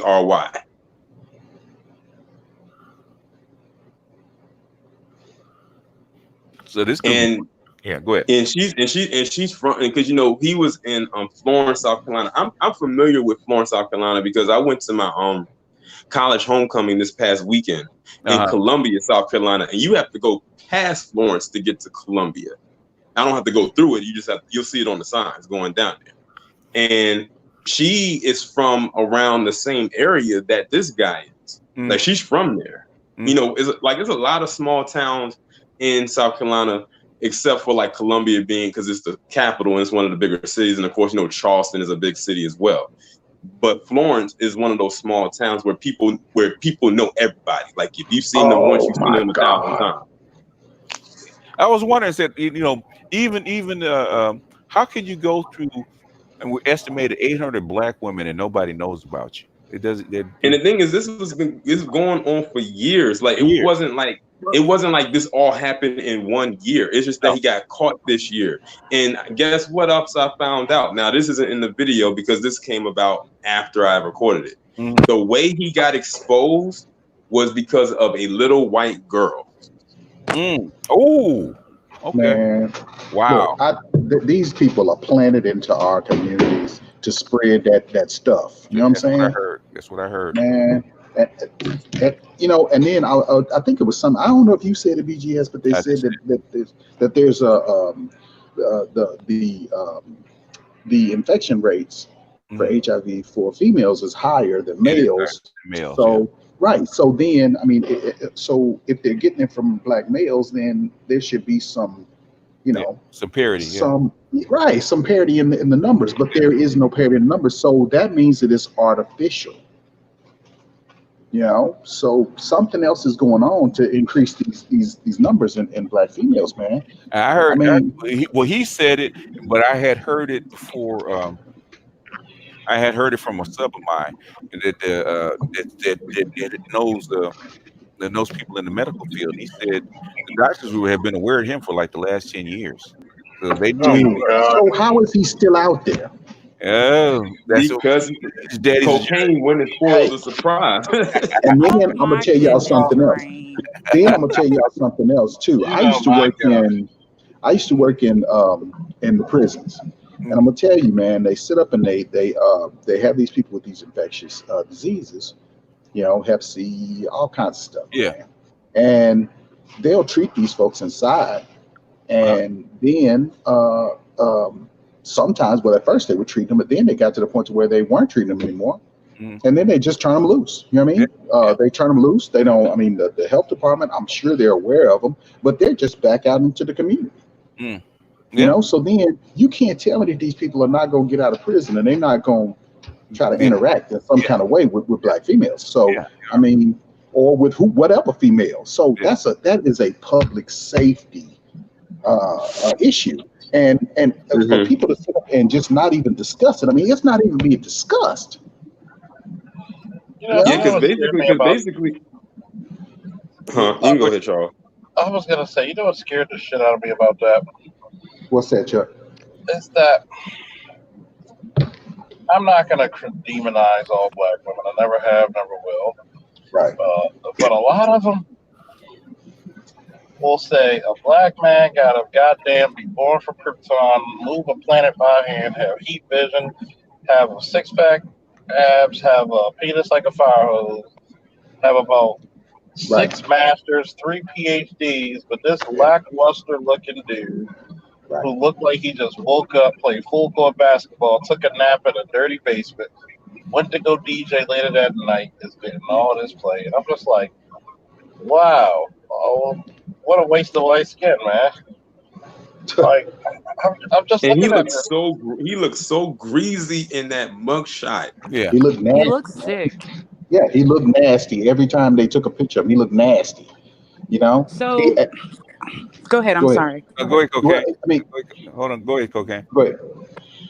Okay, so I don't want to really speak a lot about this since Terrain is going to do his video tomorrow, but the only thing I'm going to say is that obviously he did not do this by himself, and there's a team of folks.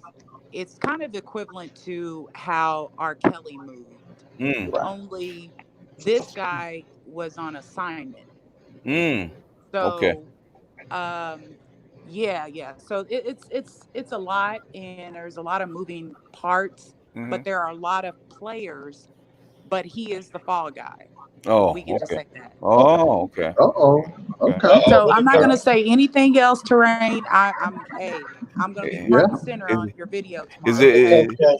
Is that going to be part of your video tomorrow, Terrain? Well, actually, Cocaine, without you actually getting too deep into it, you actually really left a hint for people. I'm not going to say it, but you're actually on the right track. I will say this: what this man did was a part of a bigger scheme, and I'm just going to leave it at that. Okay. I'm going to leave it at that. I need a link to your page. And the crazy part about it is, when I did my first video talking about this, I said, if you go back and watch my video, I actually said it. I said, I wonder if this was his plan, and I say it in my video. But I don't know if many people caught it. I'm not going to say it here, but somebody tagged me in on Instagram who subscribed to me, showed me some things that he put in some messages that I'm going to show to y'all in that video. And I'm like, boom, I called it. Yeah, that was his plan the entire time. Because 800 women, of any stripe is a lot, especially for a small area like that. That's a lot of women. Yeah, and they said he's been doing this since like 2011. I mean, I heard as far back as 97 since they've been tracking him. But go ahead, Cocaine. Well, and let me just preface what I was saying. It's not to take away who else is at blame. And I talked about this yesterday in regards to my thoughts on Black women and their responsibility as mothers. So I just wanted to just kind of make that statement. Yeah, personal responsibility, There man. is more to the story, and I really can't wait to watch Terrain's video. Yeah, 'cause you don't have to be, because I was wondering, said, how could a broke ass white boy in South Carolina go through that many women, even with what he does? Because we know promoters in big cities that And can't you know what's track of those kind of and numbers. what's so interesting is that I was following another story, piece by piece. If y'all was watching my videos about a man by the name of Keith Raniere and an actress named Allison Mack, who used to be on that show Smallville. They were a part of a Oh sex yeah. cult based out of California, out of Hollywood, called Nexium, where they literally was luring women to him for years and branding them with an iron, like how you would brand your horse or your cattle with their initials on them. I actually saw the pictures, like it was brutal. Like it would have their initials branded on their bodies. And basically, I said, what was so different from what this Ashley chick was doing from what Allison Mack was doing? It was basically the same thing, but it was almost worse because I don't remember hearing anything about STDs being passed around with that story right there. But with this one, it's just like HIV flying all over the place. Yeah, because he's been diagnosed, from what I understand. Yeah, So he has been he's diagnosed. been Yeah. diagnosed for years. In fact, I think I posted a little post where where I think it was 2013, where that 13-year-old actually accused him of having sex with her and having HIV. And that's been 6 years ago. They still, they hadn't done anything. He was still out on the Well, grind doing his thing. Man. So as the long as reason it's a dude black got woman, go ahead. thank you. The reason dude got away from it is because it's a white dude spreading it to black women. You Right, can get away right, with it when it's like that, because if this had been right. a black dude spreading this to white women, he would be Bill They would Cosby, and R. Kelly wouldn't have space to take up the headlines this dude Yeah. would be on. He would be the new face of black evil. You wouldn't that's stop right. hearing about it. This also reminds me of the story of Daniel Holzclaw, or as I call him, Dirty Dick Right. Danny, out Yeah. of Oklahoma, who Yeah. was going around raping all those black Black women. women. And when he got to the Yeah. last one, she pretty much exposed them. And the thing is, he figured that because of who he was and Yeah. who they were, not Yeah. only because they were black, but because they were low income black women who Yeah. literally didn't have a dime to their name, that no one would ever suspect him of even messing with them, because he's like, there's no way he would mess with something that low, like to be Right. on the low end of the totem pole, not even to be worth dating. But And when then he get got to this. that last one, who actually came from something, or at least was middle class, that's the one that literally like got them on him. And that's why he's in jail now, serving over 200 years. Now get this. So Now that's the go ahead. same mentality of these serial killers. I mean, if you look at some of these serial killers, they go and they kill prostitutes, people that they feel like people will never miss, or people that will not be protected by society. That's the same mentality, man. The same mentality. Uh-huh. Well, I'm wondering why come the black women didn't put this dude on blast. Because he's white. Okay. Because he's white. Point blank, period. Black men are fighting everybody. Yes, I listened to your what's the name this morning. Or Yep. yesterday morning you put that video on. The nerve of you niggas to Yep. sit up here and come into the damn chat and say, well, if black men wasn't so thirsty, this wouldn't. So wait a minute, you're telling me black men being attracted to black women is the Yeah. reason black women slept with? If you Yeah. don't get grow a whole nother way out of here and then find it. Boy. Meech. It's not the Coliseum. Yep. Okay, my bad. You know, and Let me back. it's so crazy because Let me when I back had up. did, I'm good. All because right. when I had did my original video talking about it, I had gave 3 examples of 3 different stories I talked about this year in which black women became very naive on not only dating but also mating.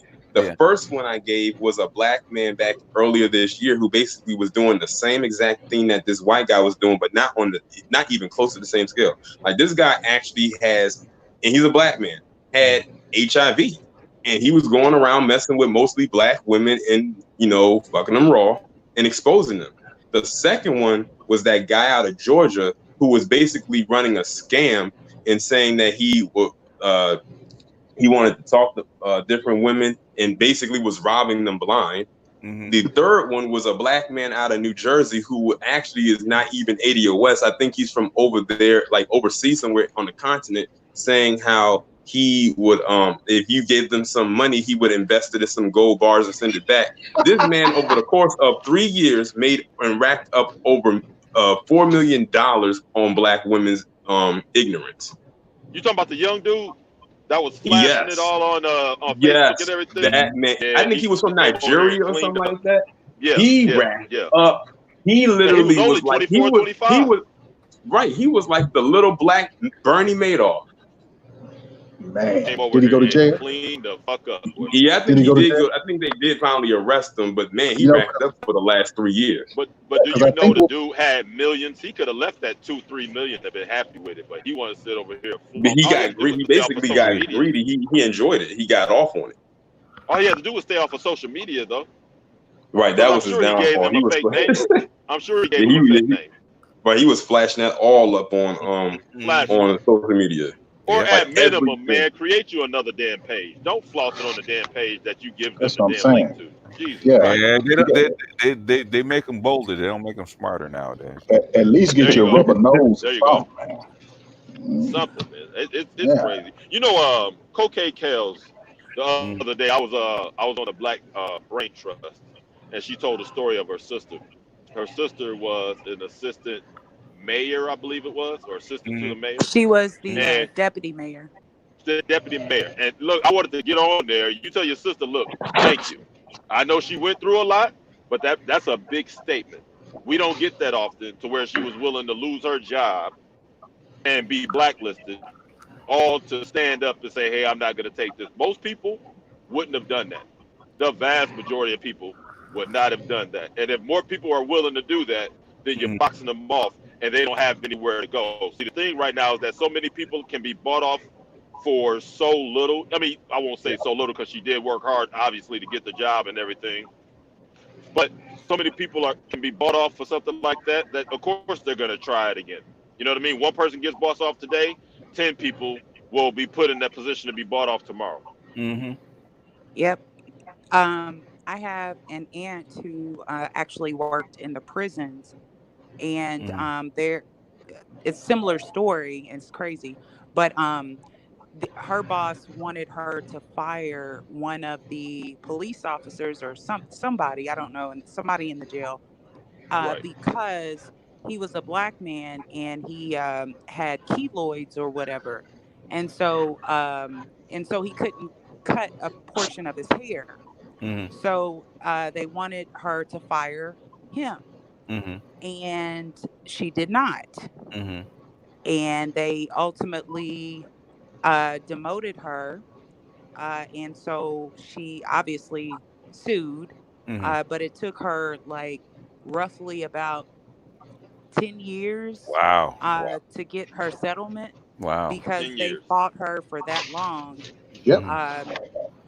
I mean, she ended up getting quite a bit, but at the same time, you know, it was the pain and agony and then the embarrassment to be demoted because obviously, you know, she had the credentials for that job as well. So, you know, it's a lot of things that, you know, occur that people aren't aware of, but there are Black women out here who will take a stand and do the right thing, because I mean that man had a family, and so she was not going to do that because her boss did not understand, you know, our culture and how, you know, you can't get keloids and you're not supposed to cut around it or whatever. So yeah, that's another situation as well. Well, you know, the thing is that there are women out there like that. We know there are Black women out there like that. We hear from Black women that come on here that are like that, and we need more that are like that. I don't know, you know, I haven't spoken to you very much. I'm not sure how you roll with it, but I'll tell you something that'd be real helpful is if women like you, women like your aunt, is if they circled the wagons and made it mandatory. If you're going to come over here, if you want our assistance, if you want us to take up for you when somebody comes after you, then there are things you have to live by. These are our rules. These are our, this is how we are going to do things, our code of conduct. And if you're outside this code of conduct, we're not going to be taken up for you. Because the first thing they do, you got the ratchets, they'll run right to you guys. And not all of you, a lot of you guys, not all of you, but a lot of you guys will defend them because you think black women are just getting beat up on. And that's not it. Most, I won't say most black guys, but I would say at least half of them, they're not really looking to just beat up on black women. I know a lot of times it sounds like that. It's just that there's so many instances, Right. and we're constantly having to fend off people. You know what I mean? Yeah. Yeah, And but I don't really I don't subscribe to the sisterhood kind of mentality. So Thank God. I mean, there's a difference between like, doing what's right, like in terms of the examples I gave, but Right. um I'm not just going to willingly take up for another woman just because she's a she's a woman. woman. Like, I'm not Right. really sure how that qualifies, but um, Right.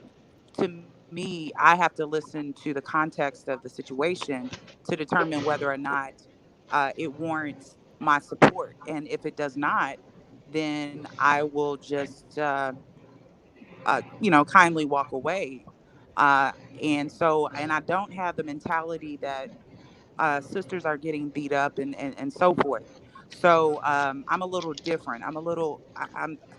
I consider myself an outlier. For example, I do believe that Black mothers are responsible, more than 50% responsible for what occurred with those 700 little girls or however many Mm-hmm. Yep. in South Carolina. So, um, so no, I'm not running around with picket signs saying that, the Black woman is God and, you know, um, fuck Right. Black men and all of that type of stuff. That's not me. So You know, I was that's one gonna. of my main. Go ahead. Go ahead, Go man. ahead, Coleman. Look, man, that's one of my main arguments is that people say, well, no, they'll automatically, especially Facebook, some of the other places, they'll just automatically jump in and they will rubber stamp whatever is going on. Well, you shouldn't say this about that, and they do this because she's a woman. Everybody circles the wagons, but Mm-hmm. I'm like, why is it that y'all won't hold these rotten scoundrels accountable for their actions? No, Mm-hmm. y'all don't do that. Y'all sit up and y'all make it seem like for some reason it's the man's fault in that situation. No, it's not our fault. I mean, look, and men take personal responsibility. We say, well, hey, my bad. That was me. I was young. I was stupid. I did this. I did that. But you never hear that coming out of that side of the argument. It's like, well, a man made them do it. A man made her make those choices. That is bullshit. Hey, well, every that's what I don't like. We all, if you're talking to white people, I understand. When you're talking to black people, everybody knows that that doesn't fly like that. We all seen little fast girls. Your mama told you about the little fast girls that rolling with guys that are too old for them. Okay, Right, and we Right. know right, how some of those women roll. But he's taking advantage. Now, should he been down there taking advantage of those women? No. right. He needs to get what he gets. And I have no Yep. problem with him never coming out. Okay, Right. got no problem. But there's no way you can take advantage of 800 women and people not Hell know no. about it. That's Oh no, you I statistically Yeah, can't. mean, that's No, my that's question that's the same is, thing I you said, BGS. you That's just the same can't thing take I a said. Yeah, go ahead. you Go just ahead, can't take cocaine. advantage of 800 women. Period. No, You you just can't. You can't. No, no. Go ahead, cocaine. no, I was just going to say, I mean, I'm a mother, and so my daughter is 12, Mm-hmm. and I know where she is Mm-hmm. 24 hours a day. yes, ma'am. So my thing is that yes, absolutely, if regardless if the mothers are single mothers or what have you, Mm-hmm. they are responsible for their children. Mm-hmm. And a lot of times you kind of see the mother wearing the same thing as the daughter, and Yeah, they're all both the time. going out to after hour clubs or Mm-hmm. whatnot. And then you have other situations where the mother is pawning the daughter onto grown men, Mm-hmm. in hopes to make them stay or Yeah. For her for Or benefit. money or what For have some, you. yeah. So yeah, Mhm. or um blackmail you. yeah, You can't leave because guess what? Because you had with my daughter, so you can't go nowhere. So and right. So I mean, I've read instances where that has occurred, and mm-hmm. I've seen it. And Mm-hmm. so to really act like the mothers are not responsible is really crazy Yeah. to me. Yeah. I mean, Right. I don't even know how to even conjure up such a thought. Well, I say the same thing about R. Kelly. Same thing. I mean, how is it that all of these underage girls got around him and didn't know, no mothers knew, no fathers knew, nobody, no uncles, Oh no, nobody knew nothing they about were Oh, selling them. They were they were selling them. selling. Yeah, it. Well, you're right. Yeah. Yeah, they signing their This is babies nothing. over. It's just like That's what was nothing. that? What was the white guy, Aerosmith? Didn't he get a little girl signed over to him? Mm-hmm. Yeah. See, That, this has been going on. happens all the Yeah, time. man, this groupie stuff been going on for a long time, and that's why I say. And then that's something that I said too. A normal woman cannot fathom, or in her mind in any way, relate to a groupie type situation. That is a mentality, you Now, know. now if he was like a celebrity, I mean, a famous celebrity or something like that, where he was really known like that, I can see him going through 800, 1,000, 1,500 women. Right. That's nothing for celebrities. Nobody. But Right. who's ever heard of this dude? Yeah. Mhm. It's some. And you know Never what's heard Yeah. even of them. more scarier is that nowadays they are trying their hardest to push legislation to lower the consent age even more Oh yeah. Right. toward these ages where it's not even going to be illegal for them to want to make advances to them. I mean, imagine, like, put this in a scenario right quick. Mhm. BGS. Now you said you said you have all daughters, right? And I had 2 daughters and a son, Okay. but So they're grown. They're grown. imagine this was years ago, Hmm. and you were probably walking down the street with Hmm. your daughters when they were age, let's say 12. Hmm. And a guy who was around your age at the time came up to you and said, "Excuse me, sir, I think your daughters are very attractive. Hmm. Can I take them off of your hands for a couple of hours for right now?" And that would be legal. Could you imagine being Yep. in that realm right there?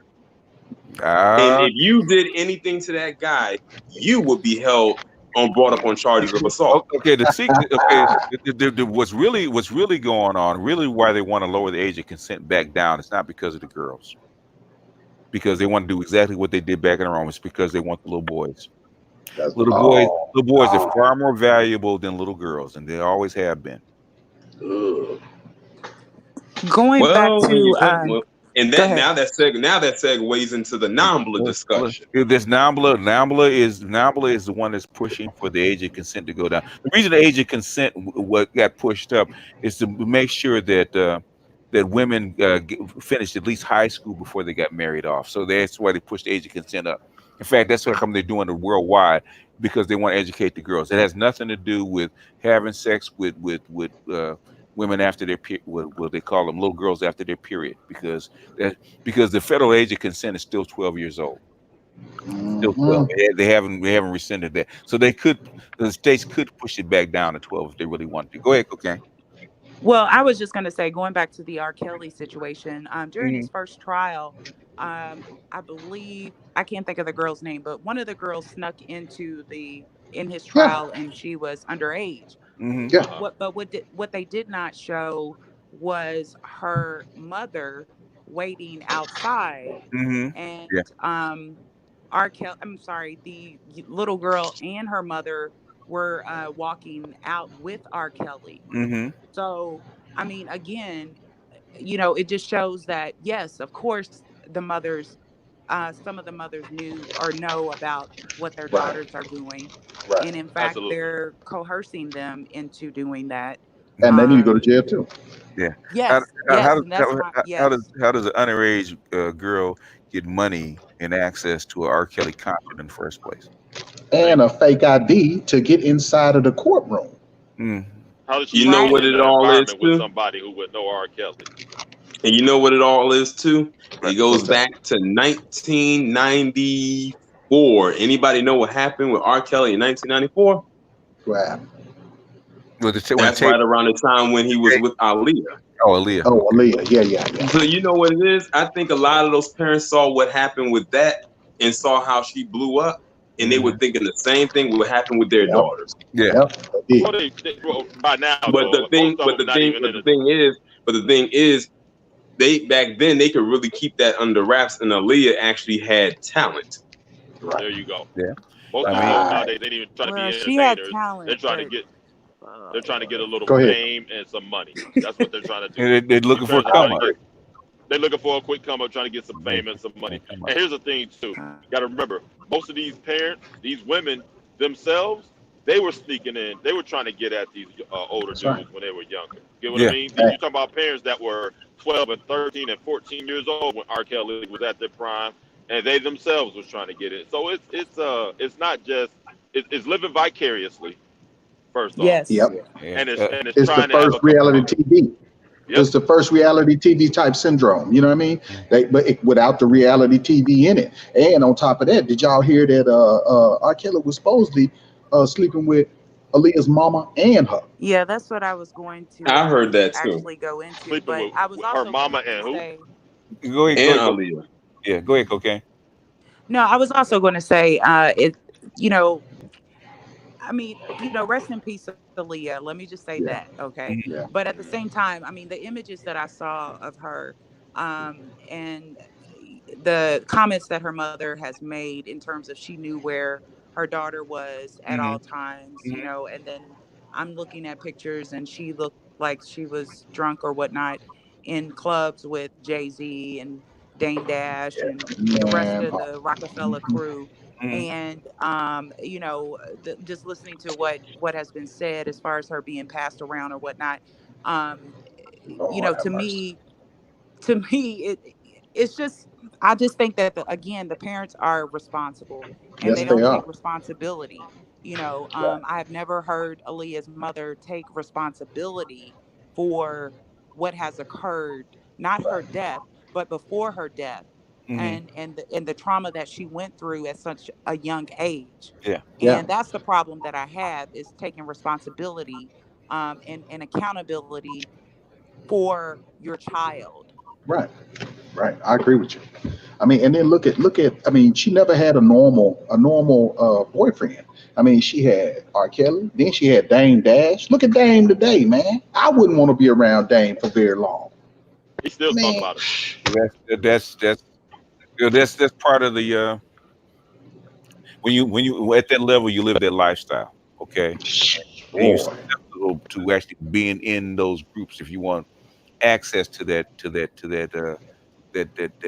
high status. 100 Right. octane ain't no joke up And there. and I Yes, was and I sir. had heard something else too, that back when Aaliyah first came out, that the reason why R. Kelly had her look like, have the whole tomboyish look, which actually inspired like a whole new style, especially for black girls back in the day, is because he wanted her to only look appealing to him and not to any other man.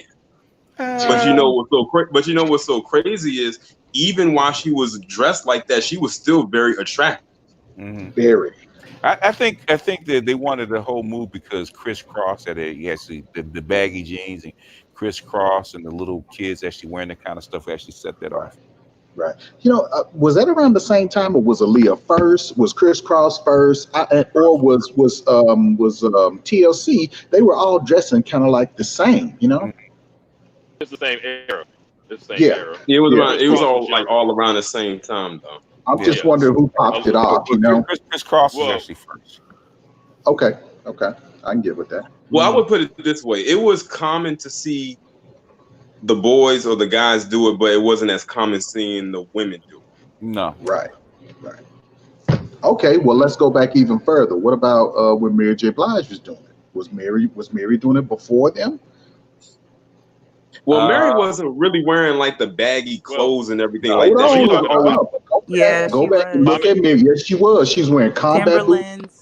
Yeah, she's wearing yeah, combat boots. that goes back as far as like Queen Latifah, though. I mean, you talk about Queen Latifah, MC Well, Light. that's true. Those That's are people true. who That's brought true. that in. That's Yeah, that's true. who I brought didn't that even in. go back that You know what I far. mean? I didn't go So, back that far. But I'm talking about, yeah, well, MC Light was looking a lot harder at first, and then she started getting cute later on. So did Queen Latifah. Queen Latifah was real.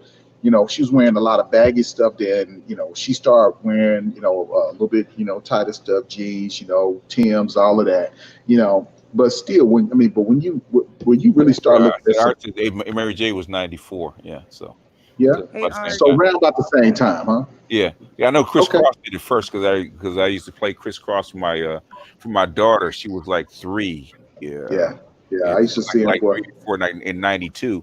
I used to play that for her to get her in the car every morning, taking her to school. It was hype though. It was hype. Oh yeah, I had to play Cross, otherwise she wouldn't get in the car. Oh boy. Yeah. Yeah. Let me. A Torian and Cocaine. Y'all both have pages. Yeah. Yep. Man. Okay. I've been trying to look out. I'm trying to get y'all so I can get on the page on y'all's pages, man. Let's see. Are you referencing channels or pages? Channels. Okay. All right. Sorry. I'm sorry. We'll pimp your channel, Cocaine. Yeah, that's right. Yeah. Okay. I'll put it in the chat. I actually did 2 videos yesterday. One on what was it? One on the mothers, my opinion about the mothers on that DJ case, and then the other one on Pharrell, the new masculinity in the GQ issue. So well, you probably gave your point of view on your channels. We'll actually let them go to that and see it. Yeah, let them go to the channel. You want to give us a teaser? Okay, Torian, what's your Instagram? Yeah. Oh, sorry. Go ahead. My what? Your Instagram. Torian_Rain. Okay. So did I hear this correctly? I heard this that Dwayne Wade called his son his little girl. Yes. I've been hearing that. Yeah, I've been hearing that. Yes. See, when we look at GQ magazine, what they did is far less of an affront than what Dwayne Wade did. When you're getting attacked, that's I don't care how they look at it, that's an attack. When you marry Hollywood, then that Hollywood kind of infiltrates into your life. That is what it is. Yeah, because there was never any kind of that talk before he married what's her name. Well, look at it this way. It doesn't surprise me because there was actually an interview that Gabrielle Union had did years ago where when she first got started in the industry, she always said that she portrayed herself to be the mean girl. And I said, you know what? When you look at some of her earlier roles, I can see that because she played that mean girl role really too well. It's like you were you gotta have that in you. It was like literally, it almost like she was literally playing herself at times. Yeah, basically, she's really masculine. She's a ball player, but she's masculine because she hangs out with all the guys. So she's a homie. So she might be straight, but she's masculine. That's where she carries herself. I didn't know that. Oh yeah. If you hear her talk when she's not when she's relaxed, you can hear it. When she's not being proper. No, she's a dude. Yeah. Okay. I don't particularly care for Gabrielle Union. Yes, there's something about her that is somewhat relatable. I mean, not relatable, but I think what Terrain was explaining in terms of the roles that she played, the mean girl, there's some truth to that in real life for her, I think, in regards to her personality. She plays mean in almost everything. Yeah, you play with mean in almost everything she's in. Yeah, she basically she's a dude. Okay, she's because the first thing I ever saw Gabrielle Union in was an episode of Sister back in the day, and she played a mean girl in that. Yeah. She played the role she played in that one episode. She played like if I can remember, she played like someone who was blackmailing one of the sisters. What is that? That's basically a mean girl, and of course everyone knows when she was in Bring It On. Yeah. That was like her breakout role right there. Where she in that movie too played kind of a mean girl, but I understood why she was being a mean girl, but she was still being a mean girl. Yeah, she talked about how because she hangs out with all the athletes she has since she was like in high school. So she's a But you know what? But the thing is when she because she always talks about that story about when she used to work at Payless. Where she said she had got raped by one of the co-workers in the back room or something like that, like at the stock room or something. Yeah, I'm not surprised. Okay, it does happen, But I don't see how he could do that without a few bumps and bruises though, because she's a fighter. She don't seem like. I can tell that Gabrielle Union could probably throw down. She can throw down. Somebody else is a little bit more feminine. I would say that's that's possible, but I don't see how homeboy can actually do that, and, him coming out without no marks. No, I don't buy it. And basically, her mama was her mama. What's the lady's name for that actually owns Radio One? Kathy Hughes. Catherine Kathy, Hughes. Kathy Hughes and her mother are very good friends. There's no way Gabrielle Union could get raped and not be done about it, because she has a very. And do you know where Gabrielle Union is from? Oh, I know she went to school in Oakland, but other than that, no.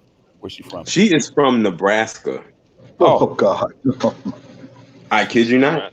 Well, if she's from Lincoln, there's a solidly black community in Lincoln, Nebraska. Believe it or not, I know quite a few black people from. Like, she's from the last place you would think any person who's up in Hollywood would ever be from. Mm-hmm. Okay, I got you, Kels. Yeah, well, yeah, Nebraska, yeah, probably so. But the thing is, I think she went to school, and I know she went to school in the Bay Area, so she's been around. I heard her tell her story. So, have y'all thought about this with all of this, this rape culture and all of this? I know when I was coming up, when I was in high school, basically, that made a lot of the guys a lot less aggressive, as far as trying to get with women and dating and all that, even sexually. So it made you almost emasculate. It took a lot of your male power and prowess from you. And then look today. I think it was the intent, and it's still going on today, because it's even worse with this Me Too shit. It's like, people are saying, okay, well, I don't want to, like, I think you played this deal where or maybe somebody else, but where Oprah's buddy was on TV saying, well, if you're doing everything correctly, then you shouldn't be afraid of being around women in a corporate setting. Man, look, you see where I'm at. And I'm going to tell you, there's very few male nurses. And I'm going to tell you, I have never been accosted more in my damn life than after I became a damn nurse. And these people saying that, okay, well, if you ain't got that, there's nothing wrong, you don't have anything to fear. That's bullshit. I'm telling you, because there's some of these people out here. We just had a situation where a friend of mine, he was a nurse. This woman wanted his shift. So she said that he sexually assaulted her. She put herself in a position to where she was receptive, but then after that, she said he sexually assaulted her. So then when it escalated to the point to where he was going to be prosecuted, not only was he going to lose his job, but he's going to be prosecuted. Then she said she lied about it because she wanted the shift. Man, it's like, but then, like I said, we go back to this situation where these women go, we have to believe the women, believe them, man. But we see time after time that women lie about these situations. Okay, because white women are not, this is just my prediction, Right. Actually, we'll talk about it more on the Coliseum tomorrow night. So yes, sir. The thing is, white women are not having enough babies. They're getting ready to roll back all this feminist stuff. Absolutely. Yeah, we talked about all that.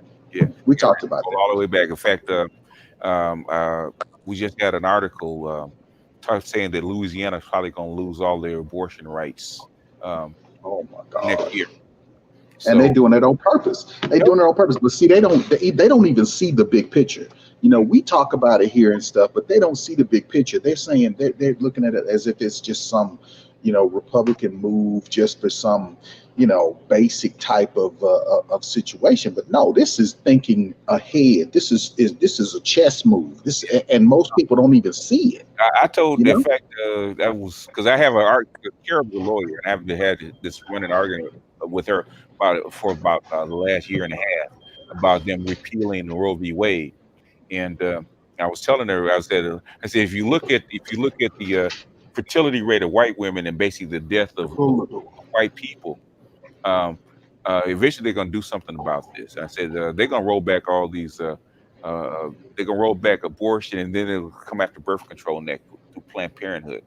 So it's coming. So get ready for it. Anyway, it's witching hour, whatever it's Charge dropped off. Mm-hmm. Okay. Anyway, we're gonna, we're past the time, so we're going to. Cut it out. Yeah. It's over.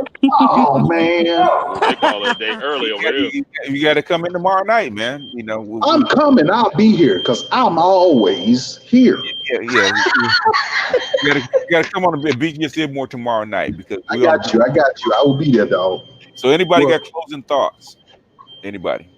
Tareen, Just stay tuned for the 9:45 a.m. upload because that's when I'm gonna drop the nuke. Okay. Cocaine, you want to drop the link to your channel so they can? I think Zero did that. Thank you so much, Zero. Yeah, he did, and I got you. All right. Thank you. All right. So your videos are already up, Cocaine? Yep. Yes, they are.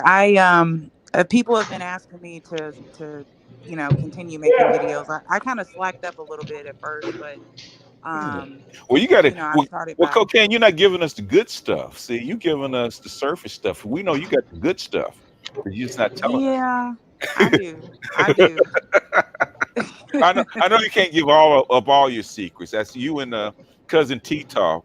We be asking for the good stuff because you guys kind of deal at that level, and you hear stuff because you still have your Rolodex, don't you? I do have it. I do. I always say for guys, this is a tip. If you're gonna get friend zoned by any class of woman, get friend zoned by 100 Octane. Why? Because she has a Rolodex. She can make a call, make shit happen. She can make it happen for you. I know a friend that knows a friend. Yeah. Let me help you out. She can make shit happen. Yeah, that's right. Hey, I wanted to say, BGS, that these last three, I think it was like 3 posts that you just did. Boy, they were nuclear. I mean, I haven't listened to the last one yet, but I'm about to fix and go do that. But the other 2 that you did about the gynocracy, man. Yeah, boy, I could. Women think I'm hard on them, but the thing is, if I really got pissed off and really started putting stuff out, they would not like me. But I'm actually fairly mild on women. I only put out just a little bit. And the last one I put out wasn't about the women. It's actually more about the men. That's going around. I mean, if I have to get on women, when I get on women, it's actually more like a secondary thing. It's not a really primary thing where I'm going at them. But I find, and I'm gonna say this, and then I'm gonna cut. But I find that I'm starting to see the things that we talk about with a lot of the negative Black women is that I just think it's narcissistic behavior, man, and it's just so over the top now that's almost the norm, Yeah, they're pushing us in a direction, and unfortunately, Black people are normally at the forefront of any change because we're the most vulnerable. And once you start a lot of times you don't know why they're doing it, but actually the reasons kind of start showing up why they're actually doing it. They're pushing us in a certain direction, and they're doing it early. And so you wonder why come they putting transgenders and putting guys in dresses and they let women go wild. There's a reason for that. But the thing is that as the evidence starts adding up, you kind of see what they're actually pushing you towards. What they're pushing us towards is us eradicating our numbers is what they're trying to do. It's not just you, it's everybody. And what they're pushing you towards is a certain mindset. And the mindset has to do with the technology they're getting ready to put out, but they have to prepare you for it before it actually gets here. Otherwise, it's going to be an issue. So they're preparing you for it. But but you'll start to see it. Can't wait for the Coliseum. Can we talk about Turkey tomorrow? About Turkey and Syria tomorrow? About Turkey and Syria? Yeah. Oh, we could I could give you 5 minutes right now. Okay. Just on the forefront, basically, to actually help France out because France is having issues with their spheres of influence, like Libya and Syria. Basically, the Obama administration actually took on places that they shouldn't have done. Like when they did Libya, and I know they were pointing towards Syria. Said if you go, basically Syria for the last 3,000 years has been the central hub between East and West, and basically if you break up Syria, then you're going to have problems going both directions. So basically, now Europe has all these issues, and uh, it took a strong man like Bashar to actually hold together this very hostile area, right? By force. You can't do it nicely by force. So the Kurds and all the Arabs and everybody else had to get along because they would actually insist upon it. And Saddam too. Saddam too. Well, Saddam. Okay, that's another issue. We're just doing Syria and Turkey right now. Right. Okay. Well, when they pulled him out of the mix, it was pretty much the same thing. It left a vacuum. There's not as much as Syria. Syria was actually the centerpiece. I agree.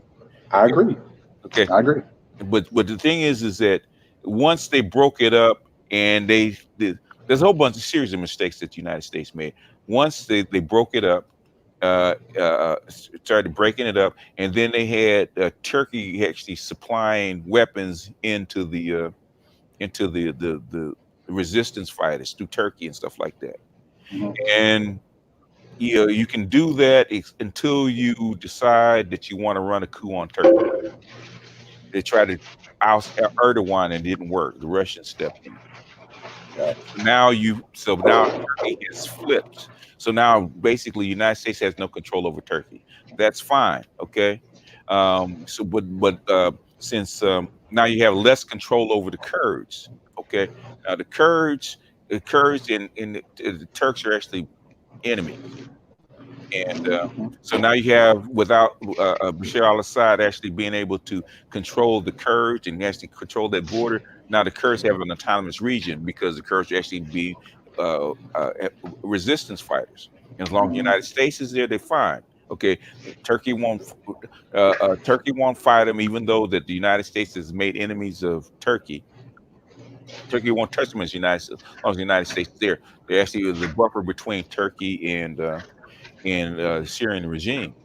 Okay, now you're pulling that protection away. So now all the resistance fighters that will help that you help through Kurdistan, okay, they're gone. Now they're caught between two enemies. Basically, you resisted against Syria, and the Turks are historical enemies of you that have no reason to like you anymore. And now they're gonna get now what Syria's gonna actually, not Syria, but Turkey's gonna do is get rid of the Kurdish problem.